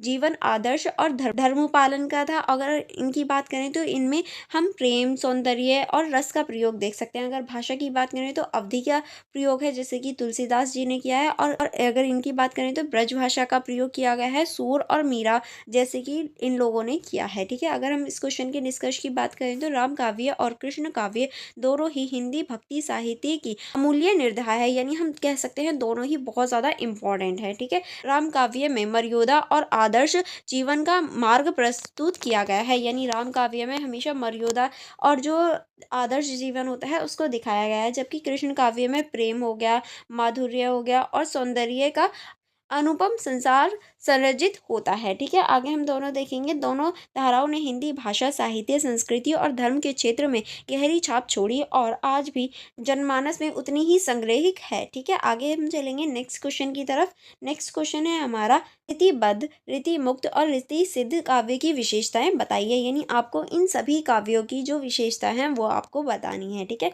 सबसे पहले हम देखेंगे भूमिका। भूमिका में आप लिखेंगे हिंदी साहित्य के इतिहास में रीति काल को श्रृंगार काव्य और काव्य शक्ति परंपराओं का युग कहा जाता है, यानी जो हिंदी साहित्य है इसमें रीति काल को श्रृंगार और काव्य जो परंपरा है उसका युग माना जाता है। इस काल में कवियों ने काव्य रचना को मुख्य रस, अलंकार, न्यायिका, भेद और श्रृंगार सौंदर्य का केंद्र माना है। और इसी कारण में जो कवि हैं उन्होंने जितनी भी रचनाएं हैं उसमें रस हो गया, अलंकार हो गया, नायिका हो गई, इन सभी को जो एक तरह से केंद्र के रूप में देखा है। रीति काल को 3 प्रमुख भागों में बांटा जा सकता है। पहला है हमारा रीति सिद्ध काल और दूसरा है हमारा रीतिबद्ध काल, तीसरा है हमारा रीति मुक्त काल। ठीक है, ये 3 कालों में हम इस काल को बांट के देख सकते हैं। प्रत्येक शाखा की अपनी अलग विशेषताएं और प्रवृत्तियां होती हैं। जैसे कि आपको पता ही है, अगर कोई भी काल क्यों ना हो उसकी अलग अलग विशेषताएं और अलग अलग प्रवृत्तियां, अलग अलग कुछ ना कुछ डिफरेंस जरूर होते हैं। ठीक है, तो हम उन्हीं को जानेंगे। पहले हम देखेंगे रीति सिद्ध काव्य की विशेषताएं। अगर हम रीति सिद्ध काव्य की विशेषताएं देखें तो पहले हम देखेंगे परिभाषा। परिभाषा में आप लिखेंगे रीति सिद्ध काव्य वह रचना है जिसमें कवियों ने काव्य शास्त्र के नियमों के अनुसार रस, अलंकार, रीति, नायिका, भेद आदि काव्यों की आत्मा मानते हुए काव्य रचा। यानी देखिए, इस काव्य या ये कहें इस टाइम पे जो हमारे रस होते थे, अलंकार होते थे, रीति होती थी, नायिका, भेद है, इन सभी को ही केंद्र माना जाता था या इन सभी को ही आत्मा माना जाता था, क्योंकि सारी चीजें इन्हीं पर डिपेंड होती थी। ठीक है, नेक्स्ट अब हम देखेंगे प्रमुख विशेषताएं। इसमें आप लिखेंगे काव्य शास्त्र का पालन किस तरह से, काव्य की रचना पूरी तरह शास्त्रीय सिद्धांत के अनुसार होती थी। ठीक है। श्रृंगार रस की प्रधानता किस तरह से, विशेष रूप से नायिका भेद और सौंदर्य चित्रण होता था, क्योंकि इसमें जो श्रृंगार रस है वो सबसे इम्पोर्टेंट माना जाता था, क्योंकि इसमें श्रृंगार रस का जो यूज़ है वो बहुत ज़्यादा किया जाता था नायिकाओं के लिए। जो हीरोइंस होती हैं या ये जो लड़कियां होती हैं उनके लिए जो श्रृंगार रस है उसका प्रयोग किया जाता था, जो कि तारीफ करने के लिए किया जाता था। ठीक है। नेक्स्ट अब हम देखेंगे नायिका के रूप में वर्णन, नखशिख वर्णन, श्रृंगारिक दृश्य आदि, ये सभी इनका प्रयोग किया जाता था नायिकाओं के लिए यानी हीरोइंस के लिए। ठीक है। नेक्स्ट अब हम देखेंगे शिल्पता, सौंदर्य, अलंकारों का प्रयोग, छंद की न्यायबद्धता का प्रयोग भी होता था। शिक्षात्मकता का अभाव किस तरह से, रचनाओं मनोरंजन प्रधान होती थी, यानी जो रचनाएं होती थी वो मनोरंजन प्रधान होती थी, उसमें कोई भी ऐसी चीज़ नहीं होती थी जो शिक्षा दे या फिर समाज को कुछ अच्छी दिशा दे, नहीं, सिर्फ मनोरंजन के लिए ही सारी चीज़ें बनाई जाती थी या सारी चीज़ें होती थी। नेक्स्ट अब हम देखेंगे प्रमुख कवि। प्रमुख कवि की बात करें तो इसमें आप लिखेंगे केशवदास, प्रियदास, विश्वनाथ, मुक्तावली आदि, ये सभी इसके प्रमुख कवि हो जाएंगे। ठीक है। केशव का रसिक प्रिया और कवि प्रिया रीति सिद्ध काव्य का आदर्श ग्रंथ है, यानी इनका जो आदर्श ग्रंथ है वो आप ये लिख सकते हैं। और नेक्स्ट अब हम देखेंगे रीतिबद्ध काव्य की विशेषताएं। अगर हम रीतिबद्ध काव्य की विशेषताओं की बात करें तो पहले हम देखेंगे परिभाषा। इसमें आप लिखेंगे रीतिबद्ध काव्य वह रचनाएं हैं जिसमें कवि ने प्रेम और श्रृंगार को केंद्र में रखकर काव्य शास्त्र के तत्वों के अनुरूप कविताएं की, लेकिन भाषा की प्रधानता बनाए रखी। लेकिन देखिए यहाँ पर भी क्या है, जो प्रेम है और जो श्रृंगार है उसी को केंद्र में रखकर सारी रचनाएं की गई हैं, लेकिन जो भावना होती है या भावनाओं की जो प्रधानता होती है वो भी बनी रही। यहाँ पर जो प्रेम है श्रृंगार है उसको तो रखा, साथ में जो भावनाएं होती हैं किसी की भी उसको भी साथ में रखा। अब हम अगर प्रमुख विशेषताओं की बात करें तो इसमें आप लिखेंगे श्रृंगार और प्रेम की प्राकष्टता, राधा कृष्ण की रासलीला, नायिका नायक के प्रणय और विरह विरह के दृश्य, इन सभी में बताए गए हैं या इन सभी के ऊपर लिखा गया है, क्योंकि जो राधा कृष्ण हैं उनकी जो रासलीला है उसको बताया गया है। नायक नायिका यानी हीरो हीरोइन का जो प्रेम होता था, बिछड़ना होता था, ये सभी इनों में बताया गया है। ठीक है। आगे हम देखेंगे नायिका भेद का चित्रण, दीना भूनता, अखंडता, पता आदि है। ठीक है। अब हम देखेंगे रस और अलंकार का उपयोग। अगर हम इनका प्रयोग की बात करें या उपयोग की बात करें तो विशेषताओं में श्रृंगार रस एवं रूपक, जो श्रृंगार रस है और जो रूपक है उसका प्रयोग, उपमा का उपमा, उत्प्रेक्षक, अलंकारों का प्रयोग अच्छे से किया गया है। काव्य शास्त्र के अनुशासन की बात करें तो लेकिन पूरी तरह से इसमें बाधा नहीं है, यानी काव्य शास्त्र का जो अनुशासन है वो सही से नहीं है। अगर हम इसकी प्रमुख कवियों की बात करें तो भूषण हो गए, बिहारी हो गए, मतीराम, चिंतामणि आदि, ये सभी इसके प्रमुख जो कवि हैं वो हो गए। बिहार का संतसाई रीतिबद्ध काव्य इसका प्रमुख या प्रतिनिधित्व ग्रंथों में से एक है। अगर हम रीति मुक्त काव्य की विशेषताओं की बात करें तो चलिए रीति मुक्त जो काव्य है उसकी विशेषताएं देख लेते हैं। पहले हम देखेंगे परिभाषा। परिभाषा में आप देखेंगे रीति मुक्त काव्य वह रचनाएं हैं जिसमें कवियों ने काव्य शास्त्र के नियमों से स्वतंत्र होकर अपने व्यक्तिगत अनुभवों, सामाजिक सरोकार और भक्ति भावनाओं के आधार पर काव्य रचना की। यानी देखिए ये जो है इसमें क्या है, रीति मुक्त में क्या था, जो रीति रिवाज थे या ये कहूँ एक तरह से आप इसे ऐसे समझ सकते हैं, जो हमारे रीति रिवाज होते हैं उससे मुक्त होकर लिखा गया। यानी जो काव्य शास्त्र की जो रचनाएं हैं या फिर उसमें जो रूल्स होते हैं कि आपको ये फॉलो करना है, अलंकार, ये सारी चीज़ें फॉलो करनी है, उन सबसे मुक्त होकर जो अपने जीवन की बातें होती हैं या फिर अपने जो अपनी बातें होती हैं वो शेयर करना, या फिर सामाजिक जो संरचना है, जो व्यक्तिगत अनुभव होते हैं उनको लिखना शुरू किया था। अगर हम इसकी प्रमुख विशेषताओं की बात करें तो पहला आप लिखेंगे व्यक्तिगत प्रधान रचना। किस तरह से, कवि की अनुभूति, संवेदना और भावुकता को महत्व दिया गया है, यानी जो भी कवि लिख रहा है उसकी जो अनुभूति है, उसकी संवेदना है, उसकी जो भावना है उसको ज़्यादा इम्पोर्टेंट माना गया। भक्ति और नीति का प्रधानता, नायिका नायक की लीलाओं से इतर मानव जीवन, ईश्वर भक्ति आदि पर ध्यान दिया गया था। ठीक है। अब हम स्वतंत्र शैलियों की बात करें तो ना तो रस अलंकार पर जोर, ना ही नायिका भेद का अनुसरण। यानी देखिए यहाँ पर स्वतंत्र रूप से, जैसे मैंने अभी बताया, ना तो यहाँ अलंकार, रस या फिर किसी भी चीज़ पर या फिर नायिका के भेदों पर कहीं पर भी जोर नहीं दिया गया था। सब स्वतंत्र थे, जो चाहे वो वैसे लिख सकते थे। सामाजिक यथार्थ की बात करें तो कई रचनाओं में तत्कालीन समाज की समस्याओं का चित्रण भी मिलता है। यानी तत्कालीन का मतलब है कि उसी टाइम की जो समस्याएं थी या उस टाइम पे जो चल रहा था वो चीज़ें भी हमें देखने को मिलती है। अगर प्रमुख कवियों की बात करें तो इसमें आप लिखेंगे घनगान हो गए, ठाकुर हो गए, कविवंश हो गए, सुंदर कवि आदि ये सभी हैं। ठीक है, घनगान की जो कविताएं विरह, संवेदना और व्यक्तिगत प्रेम की सुंदर अभिव्यक्ति की गई है। यानी जो घनगान है उन्होंने बहुत सुंदरता से किया है। अगर हम तीनों काव्यों की अंतर की बात करें तो चलिए अंतर देख लेते हैं। अंतर में आप लिखेंगे, देखिए यहाँ हो जाएगी हमारी विशेषताएं, किन किन आधार पर विशेषताएं हैं। ठीक है, ये हो जाएगा हमारा रीति सिद्ध काव्य, ये हो जाएगा रीतिबद्ध काव्य, ये हो जाएगा हमारा रीति मुक्त काव्य। ठीक है, अगर हम नियम का पालन की बात करें तो शास्त्रीय नियमों का कठोर पालन होता था। यहाँ नियमों का पालन किंतु भाव प्रधान था, यानी था तो नियमों का पालन लेकिन भाव के आधार पर, और यहाँ नियमों से स्वतंत्र हो जाते हैं। और हम विषय वस्तु की बात करें तो रस हो गया, अलंकार हो गया, नायिका भेद हो गया, इनका प्रयोग था। यहाँ श्रृंगार रस, प्रेम, राधा कृष्ण, इनका प्रयोग होता था। और यहाँ पर अनुभव, भक्ति, यत, यानी जो हमारी यात्राएं वगैरह थी उनसे आधारित था। अगर हम यहाँ प्रमुख जो रस हैं उनकी बात करें तो यहाँ पर हमारा श्रृंगार रस था, यहाँ पर भी श्रृंगार रस था, लेकिन यहाँ पर जो हमारी भक्ति है, करुणा है, प्यार है, उसका प्रयोग होने लगा था। ठीक है, श्रृंगार रस का हम यहाँ प्रयोग देख सकते हैं। फिर अगर भाषा की बात करें तो ब्रज और संस्कृति निष्ठ की बहुत ज़्यादा उपयोग था यहाँ ब्रज भाषा का, और यहाँ ब्रज और खड़ी बोली का प्रयोग होने लगा। अगर उद्देश्य की बात करें तो शास्त्रीय सौंदर्य का उद्देश्य रहता था, यहाँ शास्त्रीय सौंदर्य एवं मनोरंजन का उद्देश्य था, और यहाँ आत्म अभिव्यक्ति का उद्देश्य रह जाता है। देखिए अभी तक हमने जहाँ तक भी पढ़ा, यहाँ पर आपने नोटिस किया होगा ज़्यादातर जो चीज़ें हैं वो जो महिलाएं होती हैं उनकी सुंदरता से रिलेटेड या फिर महिलाओं के ऊपर लिखी जाती हैं। तो आपको पता चला इतिहास में भी महिलाएं कितना इंपॉर्टेंट रोल निभाती हैं। ठीक है, अभी नहीं, इतिहास से ही जो महिलाएं हैं वो बहुत ज़्यादा इंपॉर्टेंट है। ठीक है, आप भी बताना आपकी लाइफ में कौन इंपॉर्टेंट वुमेन है, यानी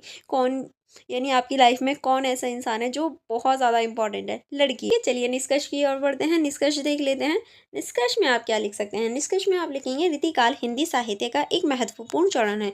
किस तरह से, ये अभी हमने देखा किस तरह से महत्वपूर्ण है, जिसमें कला, सौंदर्य और श्रृंगार की प्रधानता रही है। किस तरह से कला की भी, सौंदर्य की भी और श्रृंगार की भी, और महिलाओं की भी, यानी जो नायिका होती हैं उनकी भी बहुत ज़्यादा प्रधानता रही है। अब आगे हम देखेंगे रीति सिद्ध काव्य ने काव्य शास्त्र को आदर्श माना, और इन्होंने इसे एक तरह से आदर्श काव्य माना था। रीतिबद्ध काव्य ने श्रृंगार को सौंदर्यपूर्ण रूप से प्रस्तुत किया, और रीतिबद्ध जो काव्य है उसने श्रृंगार को एक तरह से सौंदर्यपूर्ण जो रूप है उसमें प्रस्तुत किया था। जबकि रीति मुक्त काव्य ने संवेदना और सच्चे भाव को स्वतंत्र रूप से व्यक्त किया था। यानी यहाँ पर रीति मुक्त में जो भी हमारी भावनाएं हैं उन्हें संवेदना और जो सच्चा ये जो भावना है उससे इन्होंने दिखाया था। अब हम इन तीनों की बात करें तो तीनों प्रवृत्तियां मिलकर रीति काल का विविध और कलात्मक से समृद्ध बनाती हैं, और इसी वजह से हम कह सकते हैं तीनों ही बहुत ज़्यादा इम्पोर्टेंट है। ठीक है, नेक्स्ट क्वेश्चन है हमारा, आधुनिक काव्यधारा के विकास का सामान्य परिचय दीजिए।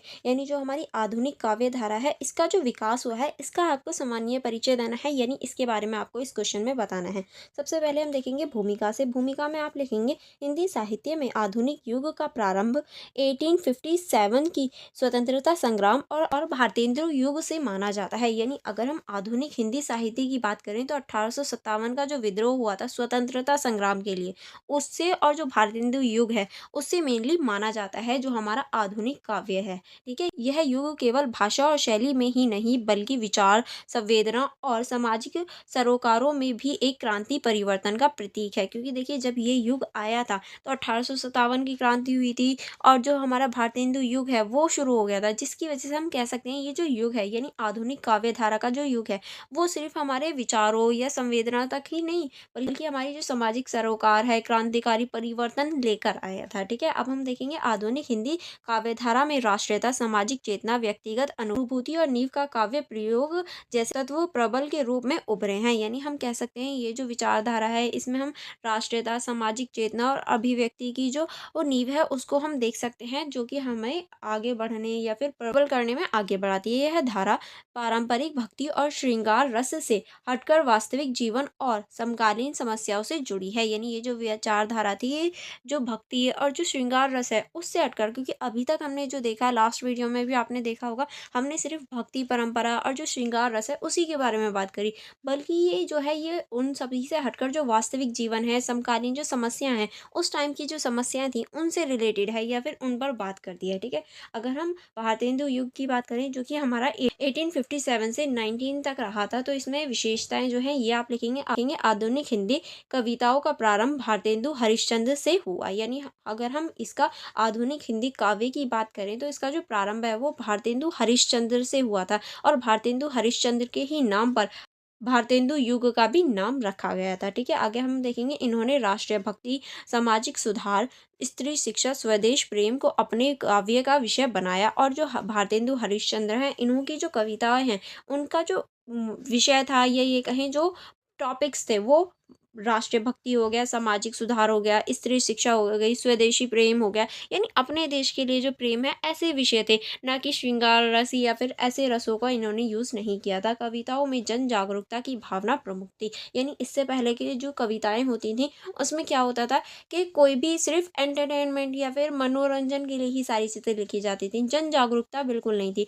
लेकिन इन्होंने जन जागरूकता की जो भावना है उसको रखा था, ठीक है। प्रमुख अगर कवियों की बात करें तो भारतेंदु हरिश्चंद्र हो गए, बालकृष्ण भट्ट हो गए, प्रताप नारायण मिश्र आदि ये जो हैं ये प्रमुख कवि हो जाएंगे। अगर हम द्विवेदी युग की बात करें तो 1900 से 1920 तक हमारा द्विवेदी युग रहा। पहले भारतेंदु युग आता है, फिर उसके बाद में द्विवेदी युग आता है।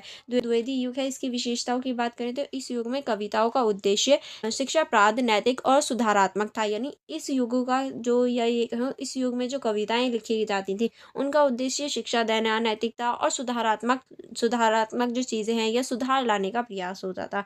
नैतिकपरक विषय, गंभीर भाषा और संस्कृति निष्ठ शैली का प्रयोग किया गया था। कविताओं को राष्ट्रीय जागरण और धार्मिक सुधारों से जोड़ा गया है। यानी अब जो कविताएं हैं वो राष्ट्रीय जो जागरण होता है और जो धार्मिक सुधार थे, पहले सिर्फ धार्मिक चीज़ों से अब धार्मिक सुधारों से जोड़ा जाने लगा था। अगर हम प्रमुख कवियों की बात करें तो महावीर प्रसाद द्विवेदी हो गए, मैथिली शरण गुप्त हो गए, अयोध्या सिंह उपाध्याय हो गए, हरितोष श्रीधर पाठक हो गए, ये सभी इसके प्रमुख कवि हो जाएंगे। अगर हम छायावाद देखिए, इसके बाद आता है हमारा छायावादी युग जो कि हमारा 1920 से 1936 तक चला था। देखिए आपको डेट भी पता होनी चाहिए, ठीक है। ये आपको सन भी याद करने हैं। और इसकी जो विशेषताओं की बात करें तो विशेषताओं में आप लिखेंगे इस युग में काव्य में व्यक्तिगत अनुभव, प्रकृति, प्रेम, भावुकता और काल्पनिकता का प्रधान रहा। यानी इस युग में आते आते जो व्यक्तिगत अनुभूति होती है, व्यक्ति की खुद की जो सोच होती है, उसको जो प्रकृति प्रेम होता है, अभिव्यक्ति होती है, भावनाएं होती हैं, कल्पनाएं होती हैं, उन सभी को जगह मिलने लगी। लोग इन सभी के बारे में लिखने लगे थे। इन्हें हिंदी का रोमांटिक युग भी कहा जाता है। इसी वजह से इस युग को हिंदी का रोमांटिक युग भी कहा जाता है। छायावादी काव्य में आत्मानुभूति, मानवता और अस्तित्व की खोज दिखाई जाने लगी। यानी इस टाइम पे क्या हो गया, आत्मानुभूति, मानवता और जो अस्तित्व है उसकी खोज होने लगी कि हमारा अस्तित्व क्या है, हम क्यों पैदा हुए, क्या रीज़न है, ये सारी चीज़ें इसमें होने लगी। अगर प्रमुख कवियों की बात करें तो जयशंकर प्रसाद हो गए, सुमित्रा नंदन पंत हो गए, महादेवी वर्मा हो गई, सूर्यकांत त्रिपाठी निराला हो गए, ये सभी जो हैं ये इसके प्रमुख कवि हो जाएंगे। फिर इसके बाद में नेक्स्ट आता है हमारा प्रतिवाद। प्रतिवाद जो है वो 1936 से 1950 रहा था, ठीक है। ये प्रतिवाद युग है। इसमें जो विशेषताएं हैं इसकी, इसमें लिखेंगे आप इस युग में कविताएं सामाजिक यथार्थ, वर्ग संघर्ष, शोषण, मजदूर जीवन जैसे विषयों से जुड़ गई थी। यानी अब आते आते जो कविताएं थी वो सामाजिक यथार्थ, जो वर्ग संघर्ष है, शोषण है, मजदूर जीवन है, उनसे जुड़ने लगी थी। जो हमारा निचला तबका है या नीचे वाला जो तबका होता है, निम्न वाला, उससे जुड़ने लगी थी। मार्क्सवादी विचारधारा से प्रभावित होकर कवियों ने क्रांति और संघर्ष की भाषा में लिखा। यानी देखिए अब मार्क्सवादी जो विचारधारा थी वो भी प्रसिद्ध होने लगी थी, जिसकी वजह से जो कवि थे उन पर भी प्रभाव पड़ा। और अब उन्होंने जो क्रांति है, संघर्ष है, ऐसी जो भाषा है या ऐसे जो वर्ड्स हैं उनका यूज़ करना लग गए थे। अगर प्रमुख कवियों की बात करें तो नागार्जुन हो गए, त्रिलोचन हो गए, रामविलास शर्मा हो गए, केदारनाथ अग्रवाल हो गए, धूमिल हो गए, ये सभी इसके प्रमुख कवि हो जाएंगे। अब हमारा नेक्स्ट है प्रयोगवाद और नई कविताएं जो कि हमारी 1950 से 1970 तक रही, ठीक है। नेक्स्ट जो युग होता है वो हमारा प्रयोगवाद और नई जो कविताएं हैं उसका युग होता है। इसकी विशेषताओं में आप लिखेंगे इस धारा में भाषा, शैली और विषय में नवीन प्रयोग हुए। यानी अब आते आते जो भाषा है, शैली है, उस विषयों में नए नए प्रयोग होने लगे, नई नई चीज़ें जुड़ने लगी। वैयक्तिक अनुभव, असीमिता की खोज, असीमवाद और आधुनिक जीवन की जटिलताओं को अभिव्यक्त किया गया। यानी अब जो अस्तित्व की खोज है, अभिव्यक्तिवाद है, अस्तित्ववाद है, आधुनिक जीवन है, इसकी जो जटिलता है उनकी खोज होने लगी, इनके ऊपर डिस्कस होने लगा था। ठीक है, मायावाद की भावुकता से हटकर तथ्यात्मक, अनुभवजनात्मक और ताक्षणिक अभिव्यक्त हुए। ठीक है, अब हम देखेंगे प्रमुख कवि। कवि में आप लिखेंगे अज्ञे, धूमिल, रघुवीर साहे, कुंवर नारायण, शमशेर बहादुर सिंह, ये सभी इसके कवि हो जाएंगे। ठीक है, अब हम देखेंगे समकालीन कविताएं। समकालीन कविताओं का जो युग है वो 1970 से वर्तमान यानी अभी तक का है। ठीक है, जो हमारी समकालीन कविता है इसकी जो विशेषताएं हैं, विशेषताओं में आप लिखेंगे यह युग राजनीतिक विघटन, पूंजीवाद, दलित चेतना, विमर्श, पर्यावरण जैसे विषयों से जुड़ा था। यानी अब की जो कविता है वो राजनीतिक जो घटनाएं हैं या राजनीतिक जो विघटन है उससे, पूंजीवाद से, दलित जो चेतना है, स्त्री जो विमर्श है, पर्यावरण है, ऐसी जो मुद्दे हैं उनके साथ जुड़ने लगा, उनसे चर्चा होने लगी थी। अंक आत्मकथात्मक और प्रयोग धार्मिक इसकी विशेषता है। ठीक है, कविता एक विषय दृष्टिकोण से समृद्ध हो रही थी, जैसे दलित साहित्य, आदिवासी लेखन, स्त्रीवाद आदि, ये सभी इस जो कविताएं हैं इनमें लिखी जाने लगी या फिर इनमें प्रमुख होने लगी। अगर प्रमुख कवियों की बात करें तो इसमें आप लिखेंगे अनामिका, अशोक वाजपेयी, विजय कुमार, गगन गिल, मनोज कुमार झा, ये सभी इसके जो प्रमुख कवि हैं वो हो जाएंगे। अब हम देखेंगे निष्कर्ष। निष्कर्ष में आप लिखेंगे आधुनिक हिंदी काव्यधारा केवल काव्य शिल्प का विकास नहीं बल्कि समाज की चेतना का भी विकास हुआ। यानी जो हमारी आधुनिक हिंदी काव्य धारा है उसमें सिर्फ काव्य शैली का ही विकास नहीं हुआ बल्कि हमारी सामाजिक चेतना का भी विकास हुआ है। हमारी जो सामाजिक चेतना है वो भी बढ़ी भारतेंदु युग से शुरू होकर, क्योंकि शुरुआत जो हुई वो भारतेंदु युग से हुई, फिर द्विवेदी युग में नैतिकता और आदर्श लिया, फिर छायावाद की भावुकता जो है वो बढ़ने लगी छायावाद में, क्योंकि पहले भारतेंदु युग आया, फिर द्विवेदी युग आया, फिर छायावादी युग आया, इसी तरीके से तो आए थे। फिर उसके बाद में प्रीतिवाद की क्रांति होने लगी, फिर प्रयोगवाद की स्वतंत्रता आई और फिर समकालीन चेतना तक पहुंच गए। किस तरह से? फिर उसके बाद में जो प्रतिवाद है वो आया, फिर उसके बाद में प्रयोगवाद और फिर उसके बाद में समकालीन युग आ गया। इस तरह से हम पूरे ही ये जो युग हैं इनको देख सकते हैं। ठीक है, आगे हम देखेंगे कि काव्य ने समय के साथ समाज, व्यक्ति, विचारों को गहराई से व्यक्त किया है या गहराई से प्रभाव डाला। आज की कविताएं संवाद, प्रतिरोध और वैचारिक स्वतंत्रता का प्रतीक भी बन चुकी है। किस तरह से, यह भी हमने देखा। आई होप आपको ये क्वेश्चन अच्छे से समझ में आया होगा। अब हम नेक्स्ट क्वेश्चन की तरफ चलेंगे। नेक्स्ट है हमारा हिंदी उपन्यास के विकास के चरणों पर विस्तार से समझाइए। यानी हिंदी उपन्यास के जो विकास के चरण हैं उन्हें आपको विस्तार से बताना है, उनके ऊपर आपको चर्चा करनी है। चलिए देख लेते हैं भूमिका से। भूमिका में आप लिखेंगे हिंदी उपन्यास साहित्य की एक ऐसी विधा है जो समाज, सांस्कृतिक, राजनीतिक और मनोवैज्ञानिक को गहराई से व्यक्त करने में सक्षम है। यानी जो हिंदी उपन्यास की साहित्य है वो एक ऐसी विचारधारा है या ऐसे ये विधा है जो समाज, संस्कृति, राजनीति और विज्ञान को जो गहराई से समझने या गहराई से प्रस्तुत करने में एक सक्षम है। हिंदी उपन्यास का विकास 19वीं शताब्दी के उत्तरार्ध में हुआ और यह विभिन्न चरणों से होते हुए आज के बहुआयामी समकालीन यथार्थ के रूप में विकसित हुई। यानी इसकी जो शुरुआत है वो 19वीं शताब्दी के उत्तरार्ध में हुई थी, यानी शुरुआत में हुई थी और धीरे धीरे विभिन्न चरणों से होकर आज हमारे सामने है। ठीक है, अब अगर हम बात करें तो पहले हम देखेंगे आरंभिक युग। आरंभिक युग जो हमारा 1870 से 1980 तक रहा था। प्रमुख अगर विशेषताओं की बात करें तो हिंदी उपन्यास का प्रारंभ सामाजिक सुधार और नीति शिक्षण को ध्यान में रखकर हुआ था। यानी जो नीति शिक्षण है और जो सामाजिक सुधार है उसको ध्यान में रखकर किया गया था।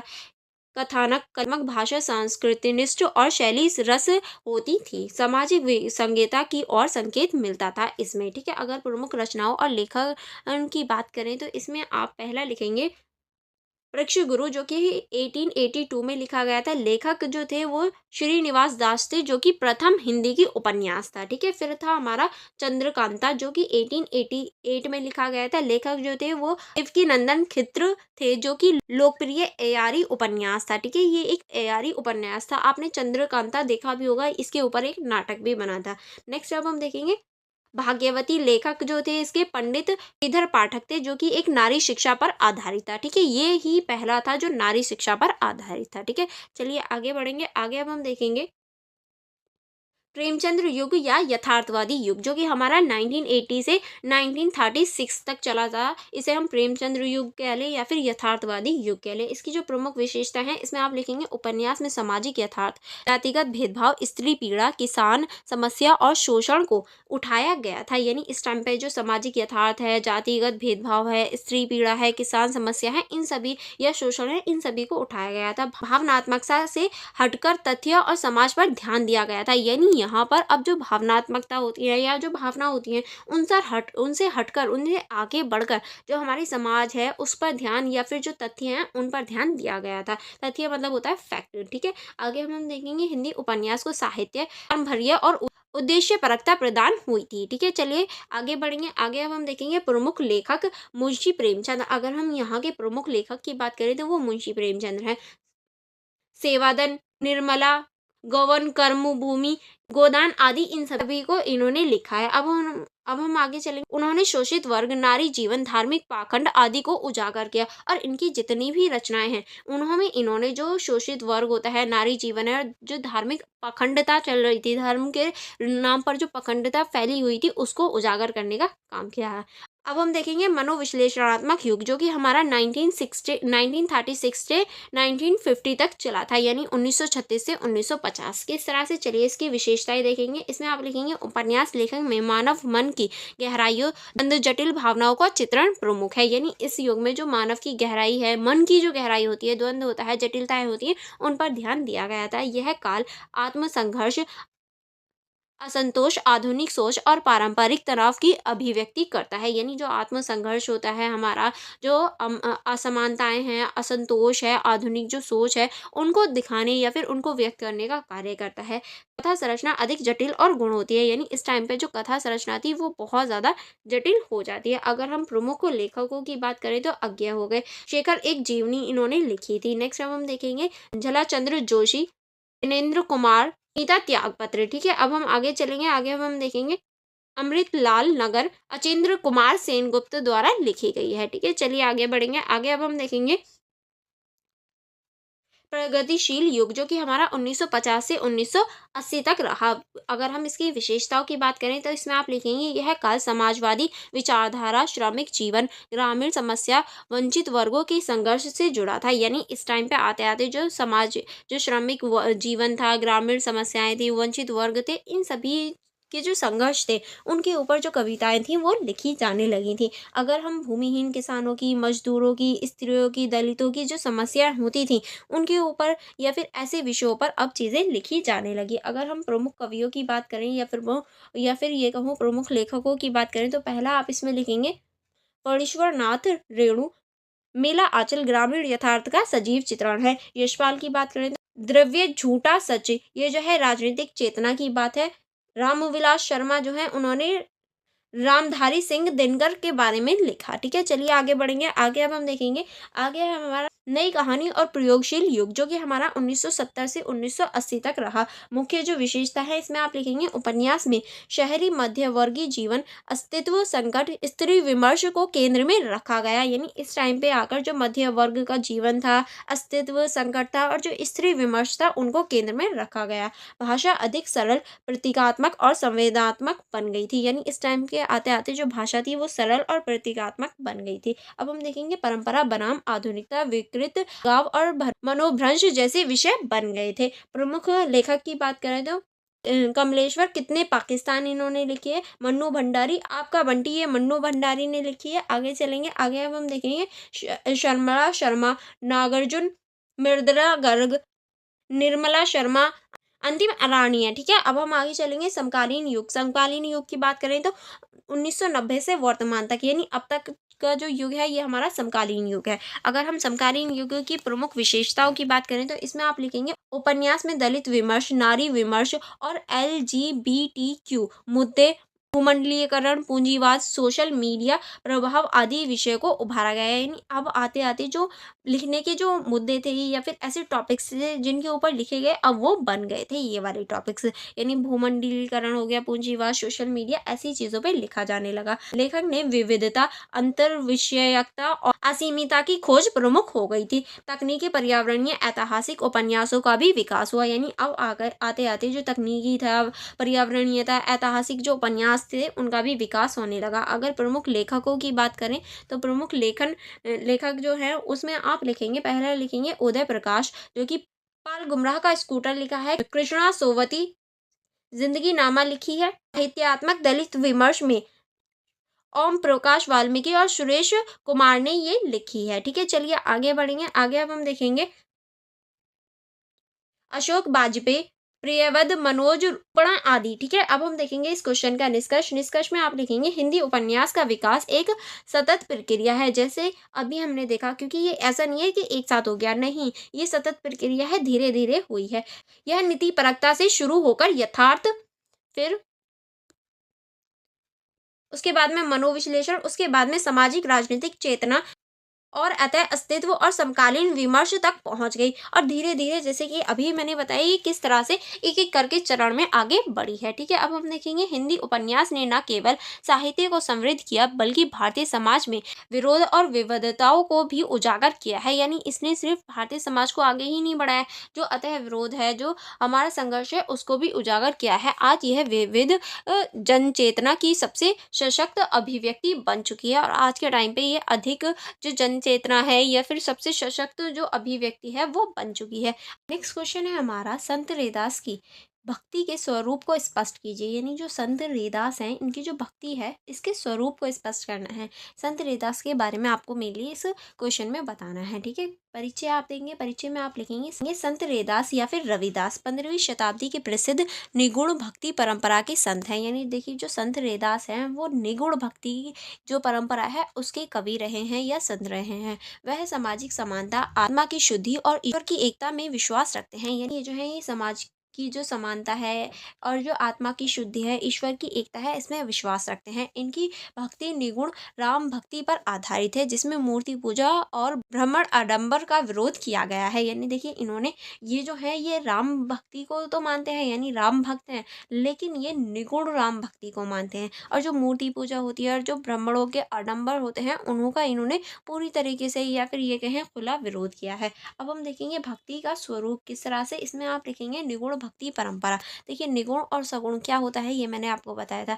निगुण वो भक्ति होती है जिसमें किसी भी भगवान या किसी भी ईश्वर की कोई मूर्ति ना हो, वो हमारी निगुण होती है। सुगुण क्या होती है, जिसमें मूर्ति या फिर कोई इमेज बनाकर पूजा की जाए, वो हमारी सगुण हो जाती है। ठीक है, तो संत रैदास जो है वो निगुण भक्ति के भक्त थे। संत रैदास की भक्ति में सगुण ईश्वर की मूर्ति या फिर पूजा का स्थान नहीं था। वह निगुण ब्रह्म यानी निराकार परमेश्वर को उपासना करते थे। यानी जो संत रैदास थे वो ईश्वर की कोई भी मूर्ति या फिर मंदिर में विश्वास नहीं रखते थे। वो निगुण यानी जिसकी कोई आकार ना हो, निराकार हो, ऐसा जो ईश्वर होता है उसकी भक्ति करते थे। यानी उसका कोई भी आकार नहीं है, बस हाँ, जैसे मुस्लिमों में आपने देखा होगा कि वो लोग अल्लाह को मानते हैं, अल्लाह का कोई आकार या फिर कोई शेप नहीं होती, तो वो निगुण भक्ति हो जाती है। नेक्स्ट अब हम देखेंगे मानवता और समानता की भावना किस तरह से उन्होंने जात पात, ऊंच नीच और भेदभाव का कड़ा विरोध किया। अनुसार ईश्वर के सामने सभी मनुष्य समान है, वह कहते हैं। यानी देखिए, इन्होंने जो जात पात है, ऊंच नीच है, इनका सभी का विरोध किया और कहते हैं कि ईश्वर के समान सभी ही जो है वो एक जैसे हैं। और उनका मानना है मन चंगा तो कटौती में गंगा। इसका मतलब होता है कि मन पवित्र है तो जो भगवान है वो कहीं भी प्राप्त हो सकते हैं, भगवान हमें कहीं भी मिल सकते हैं। तो हमेशा अपने जो मनुष्य है या ये कहें जो मनुष्य है, उसे अपना जो मन पवित्र रखना चाहिए, यानी मन चंगा होना चाहिए, वो अच्छा होना चाहिए, तभी कटौती में गंगा होगी, यानी तभी हमें भगवान की या फिर ईश्वर की प्राप्ति होगी। ठीक है, आगे चलेंगे। आगे अब हम देखेंगे आत्मिक अनुभवों पर आधारित भक्ति किस तरह से, आत्मिक जो अनुभव होते हैं उन पर आधारित भक्ति है। रैदास की भक्ति कृपा, श्रद्धा और आत्म अनुभूति पर आधारित थी। उन्हें ब्रह्म पूजा की बजाय आंतरिक शुद्धता और पूर्ण भक्ति पर बल दिया। यानी देखिए, ये जो है, इन्होंने जो शुद्धता है या फिर ये कहें जो वो ब्रह्म पूजा है, जो ब्राह्मणों द्वारा पूजा वगैरह पूजा पाठ होते थे, उनको नकार कर जो आत्मशुद्धिता है या आत्मा की जो हमारी जो अंदर का बल है उस पर ध्यान केंद्रित करना, उसकी शुद्धि पर बल दिया था। नेक्स्ट अब हम देखेंगे सामाजिक सुधार दृष्टिकोण, किस तरह से उन्होंने भक्ति को समाज में सुधार का माध्यम बनाया। उन्होंने दलित वर्गों के आत्मसम्मान को पुनर्स्थापित किया और उन्हें भक्ति के माध्यम से ईश्वर से जोड़ने का मार्ग दिया, क्योंकि इन्होंने जो वो समाज है उसे सुधारने और जो भक्ति आंदोलन है उनको आगे बढ़ाने में बहुत ज़्यादा योगदान दिया था। ठीक है, चलिए अब देखेंगे इस क्वेश्चन का निष्कर्ष। निष्कर्ष में आप क्या लिखेंगे? निष्कर्ष में आप लिखेंगे संत रैदास की भक्ति का स्वरूप निराकार ईश्वर की उपासना, आत्मा की पवित्रता, सामाजिक समानता और इम्भार पर आधारित था। यानी हम कह सकते हैं जो है इनकी जो भक्ति है या इनका जो विश्वास था वो आत्मा की पवित्रता, सामाजिक समानता और जो संप्रभाव है उस पर आधारित था। उन्होंने भक्ति मार्ग को सामाजिक क्रांति का माध्यम बनाया और सभी वर्गों को भक्ति के द्वारा एक समान ईश्वर से जोड़ने का प्रयास किया, ताकि जो सभी व्यक्ति हैं या फिर सभी लोग हैं वो एक ईश्वर से जुड़ सकें। उनके विचार आज भी प्रासंगिक हैं और भारतीय भक्ति परंपरा में उनका स्थान अत्यंत सम्मानजनक है। यानी आज भी हम उनके विचारों को देख सकते हैं। देखिए, ऐसा नहीं है मैं किसी की बुराई कर रही हूँ या किसी की तारीफ कर रही हूँ, बट नहीं, अगर हम ईश्वर को डायरेक्ट मानते हैं तो इससे क्या होता है, जो हमारे मिड वाले लोग होते हैं वो जो घपलेबाजी करते हैं या फिर जो आडंबर होते हैं वो नहीं रह पाते। इसीलिए इन्होंने रैदास जी ने हमेशा जो ईश्वर को डायरेक्ट यानी निगुण भक्ति होती है उसको अपनाया था, ताकि जो बीच वाले लोग होते हैं जो एक तरह से आडंबर पैदा करते हैं तो वो चीज़ खत्म हो जाती है हमारे समाज में। इसी वजह से इन्होंने जो ईश्वर को डायरेक्ट मानने वाला तरीका है यानी इन निगुण भक्ति है उसको अपनाया था। ठीक है, चलिए आगे बढ़ेंगे। आगे हम नेक्स्ट क्वेश्चन को देखेंगे। नेक्स्ट क्वेश्चन है हमारा, नागार्जुन के काव्य की भाषा शैली कैसी है, विवेचना कीजिए। यानी जो नागार्जुन है उन्होंने जो काव्य लिखे हैं उनकी भाषा शैली किस तरह से है या ये कहूँ कैसी है, ये आपको बताना है, विवेचना करनी है। चलिए परिचय से देखेंगे। नागार्जुन हिंदी कविता के प्रगतिशील धारा के प्रमुख कवि हैं, उन्हें जन कवि भी कहा जाता है। यानी जो नागार्जुन है वो हिंदी की जो प्रगतिशील धारा है, ये सभी धारा हमने लास्ट वीडियो में देखी थी, अगर आपने नहीं देखी तो उसको देख लीजिएगा कौन सी प्रगतिशील धारा होती है। तो उसके जो वो जन कवि हैं उन्हें कहा जाता है। यानी देखिए ये उस धारा यानी प्रगतिशील धारा के कवि हैं और इन्हें जन कवि भी कहा जाता है, क्योंकि इन्हें आम जनसामान्य की पीड़ा, संघर्ष और विरोध को अपनी कविताओं के विषय बनाया। उन्हें काव्य की भाषा शैली उनकी जनसामान्य से निकटता से आंदोलन धार्मिकता का प्रमाण है। यानी देखिए इन्होंने इन्हें क्यों जन कवि कहा जाता है, क्योंकि इन्होंने अपनी कविताओं में जो आम जनता होती है उसकी पीड़ा को, संघर्ष को, विरोध को अपनी कविताओं के माध्यम से बताया। और इनकी जो भाषा शैली है वो भी आम जनता वाली है, क्योंकि इन्होंने आम जनता के बारे में लिखा है, इसीलिए इनकी भाषा भी आम जनता वाली है। ठीक है, अब हम देखेंगे भाषा की विशेषताएं। अगर हम इनकी भाषाओं की विशेषताओं की बात करें तो पहला हम देखेंगे, पहले में आप लेंगे जन भाषा का प्रयोग। किस तरह से जन भाषा का प्रयोग, नागार्जुन ने अपनी कविताओं में लोक प्रचलित शब्द, बोल की भाषा और आंचलिक शब्दों का प्रयोग किया। यानी ऐसे वर्ड्स या फिर ऐसी भाषा का प्रयोग किया जो लोकप्रिय है या लोक चलित है, ऐसे शब्द जो लोगों द्वारा बोले जा रहे हैं ताकि लोग उन्हें समझ सके। उदाहरण के लिए, तुम्हारी हो यह किसका देश, ये एक तरह से लोगों द्वारा ही बोले जाते हैं। वह कठिन संस्कृति निष्ठ भाषा के बजाय सीधे सरल शब्दों में प्रभावशाली बात कहने में पक्षधर थे। यानी वो जो कठिन वाले संस्कृत वाले वर्ड्स होते हैं या कठिन वर्ड्स होते हैं उनका यूज़ नहीं करते थे। वो सरल और सीधे शब्दों का या ये कहूँ सरल और सीधे सीधे जो शब्द होते हैं उनका प्रयोग करते थे। नेक्स्ट अब हम देखेंगे बहुभाषीय प्रयोग। नागार्जुन संस्कृत, पाली, मैथिली, बंगाल आदि भाषाओं के जानकार थे। उन्होंने बहुभाषीयता को अपनी काव्य शैली में स्थान दिया, जिससे भाषा में विविधता आई। यानी देखिए ये जो थे ये बहुसंस्कृतिवाद थे। इस तरह से ये क्योंकि संस्कृत, पाली, मैथिली, बंगाली ये सभी भाषा ये जानते थे और इसी वजह से इन सभी भाषाओं का भी ये यूज़ अपनी ये जो कविता हैं उनमें करते थे। नेक्स्ट अब हम देखेंगे सजीव और यथार्थपूर्ण भाषा। किस तरह से उनकी भाषा यथार्थ चित्रण, विडंबन और से भरपूर होती थी। वह जनता की आवाज़, क्रोध, व्यथा और उम्मीद को भाषा के माध्यम से जीवित करते थे। यानी ये जो थे ये हमेशा जो यथार्थ चित्रण है और विडंबर हैं, तंज वाली जो लैंग्वेज होती है या भाषा होती है वो उसका यूज़ करते थे, ताकि जो जनता है उसकी आवाज़, क्रोध और जो व्यवस्था है, उम्मीद है, उसको सामने लाया जा सके, उसे उजागर किया जा सके। ठीक है, आगे चलेंगे। आगे अब हम देखेंगे शैली की विशेषताएं। अगर हम शैली की विशेषताओं की बात करें तो पहला आप लिखेंगे पाठ, व्यानी और व्यंग। किस तरह से नागार्जुन की शैली में बेबाकी और व्यंग प्रमुख है। वह सीधे बात सीधे शब्दों में कहते थे, जिससे कविताएं प्रभावशाली और पकड़ियाँ बन जाती थी। यानी देखिए ये जो है, इनकी कविताओं को पढ़ के पता चलता है कि ये बेबाकी यानी ऐसे वर्ड्स का यूज़ करते थे जो इन्हें लगता था कि इन्हें किसी से डर ना हो। इस तरह से वर्ड्स का यूज़ करते थे, कोई भी डर वाली बात नहीं और सीधी बात कहते थे। ऐसा नहीं है बातों को घुमा-फिरा के या वर्ड्स को घुमा-फिरा के बोलते थे, नहीं। जो भी बात है ये सीधी बोलते थे, जिससे इनकी बेबाकी का पता चलता है, ठीक है। आगे अब हम देखेंगे सामाजिक राजनीतिक चेतना किस तरह से, इसमें आप लिखेंगे उनकी शैलियों आंदोलन, धार्मिक, संघर्षशील और विद्रोह हैं। वह जनता के कवि थे, इसलिए उनकी शैली भी जन आंदोलन की तरह जीवित है। यानी हम कह सकते हैं इनकी जो कविताएं हैं या जो शैलियाँ हैं वो जन आंदोलन, संघर्षों के और विरोधों के बारे में थी और ये जनता के कवि थे, इसीलिए इन्होंने जन आंदोलनों के बारे में बहुत ज़्यादा या बहुत अच्छे से लिखा है, ठीक है। अब हम देखेंगे चित्रात्मकता और प्रतीकात्मकता किस तरह से, इसमें आप लिखेंगे इनकी शैलियों में कभी कभी प्रतीकों और रूपकों का प्रयोग भी मिलता है, परंतु वह जटिल नहीं बल्कि सहज और स्पष्ट है। यानी कभी कभी इनकी जो कहानी है या फिर स्टोरीज हैं या फिर कविताएं हैं, उनमें प्रतीकों और रूपकों का भी रूपक भी मिलते हैं, परंतु वो कभी भी जटिल या फिर ये सहज नहीं होते, वो हमेशा स्पष्ट होते हैं, ठीक है। अब हम देखेंगे निष्कर्ष, कि आप इस क्वेश्चन के निष्कर्ष में क्या लिख सकते हैं। तो निष्कर्ष देखेंगे, निष्कर्ष में आप लिखेंगे नागार्जुन के काव्य की भाषा शैली जनता से जुड़ी, सहज, व्यंग्यात्मक और विचार प्रधान है। वह कविताओं को शोषित वर्गों की राय बनाते हैं और उनकी भाषा शैली उसके संघर्षों की अभिव्यक्ति करती है। यानी इनकी जो भाषा शैली थी वो सहज थी और व्यंग्यात्मक और विचार प्रधान थी, और ये शोषित वर्गों के बजाय जो उनकी भाषा शैली है उसके संघर्षों को व्यक्तिगत करते हैं। यही कारण है कि नागार्जुन आज भी जन कवि के रूप में याद किए जाते हैं, और इनकी जो भाषा है और इनकी जो रचनाएं हैं वो हमेशा जनता के लिए होती थी। इसी वजह से या यही कारण रहे हैं कि आज भी जो नागार्जुन है उन्हें जन कवि के माध्यम या फिर ये कहें जन कवि के रूप में याद किया जाता है। एंड यहाँ आपके फुल बुक के जो इंपॉर्टेंट क्वेश्चन विद आंसर हैं वो कंप्लीट हो जाते हैं। अगर आपको कोई डाउट रह जाता है या कोई प्रॉब्लम हो तो आप मुझसे कमेंट बॉक्स में पूछ सकते हैं। Otherwise for more videos, for more connectivity आप मेरा टेलीग्राम ग्रुप ज्वाइन कर सकते हैं, आप मेरी इंस्टाग्राम आईडी चेकआउट कर सकते हैं। एंड अगर बात करूँ इन सभी नोट्स की, ये क्या आप इन सभी नोट्स को कहाँ सेल्फ रीड आउट कर सकते हैं या कैसे आप ले सकते हैं, तो आप मेरे यूट्यूब चैनल की मेंबरशिप ज्वाइन कर सकते हैं, अदरवाइज आप मेरा टेलीग्राम ग्रुप ज्वाइन कर सकते हैं। आपको दोनों जगह जो ये नोट्स हैं वो प्रोवाइड कर दिए जाएंगे। अगर कोई भी कन्फ्यूजन या कोई भी डाउट रह जाता है तो आप मुझसे कमेंट बॉक्स में, अदरवाइज आप मेरे टेलीग्राम में भी पूछ सकते हैं, मैं दोनों जगह रिप्लाई दे दूँगी।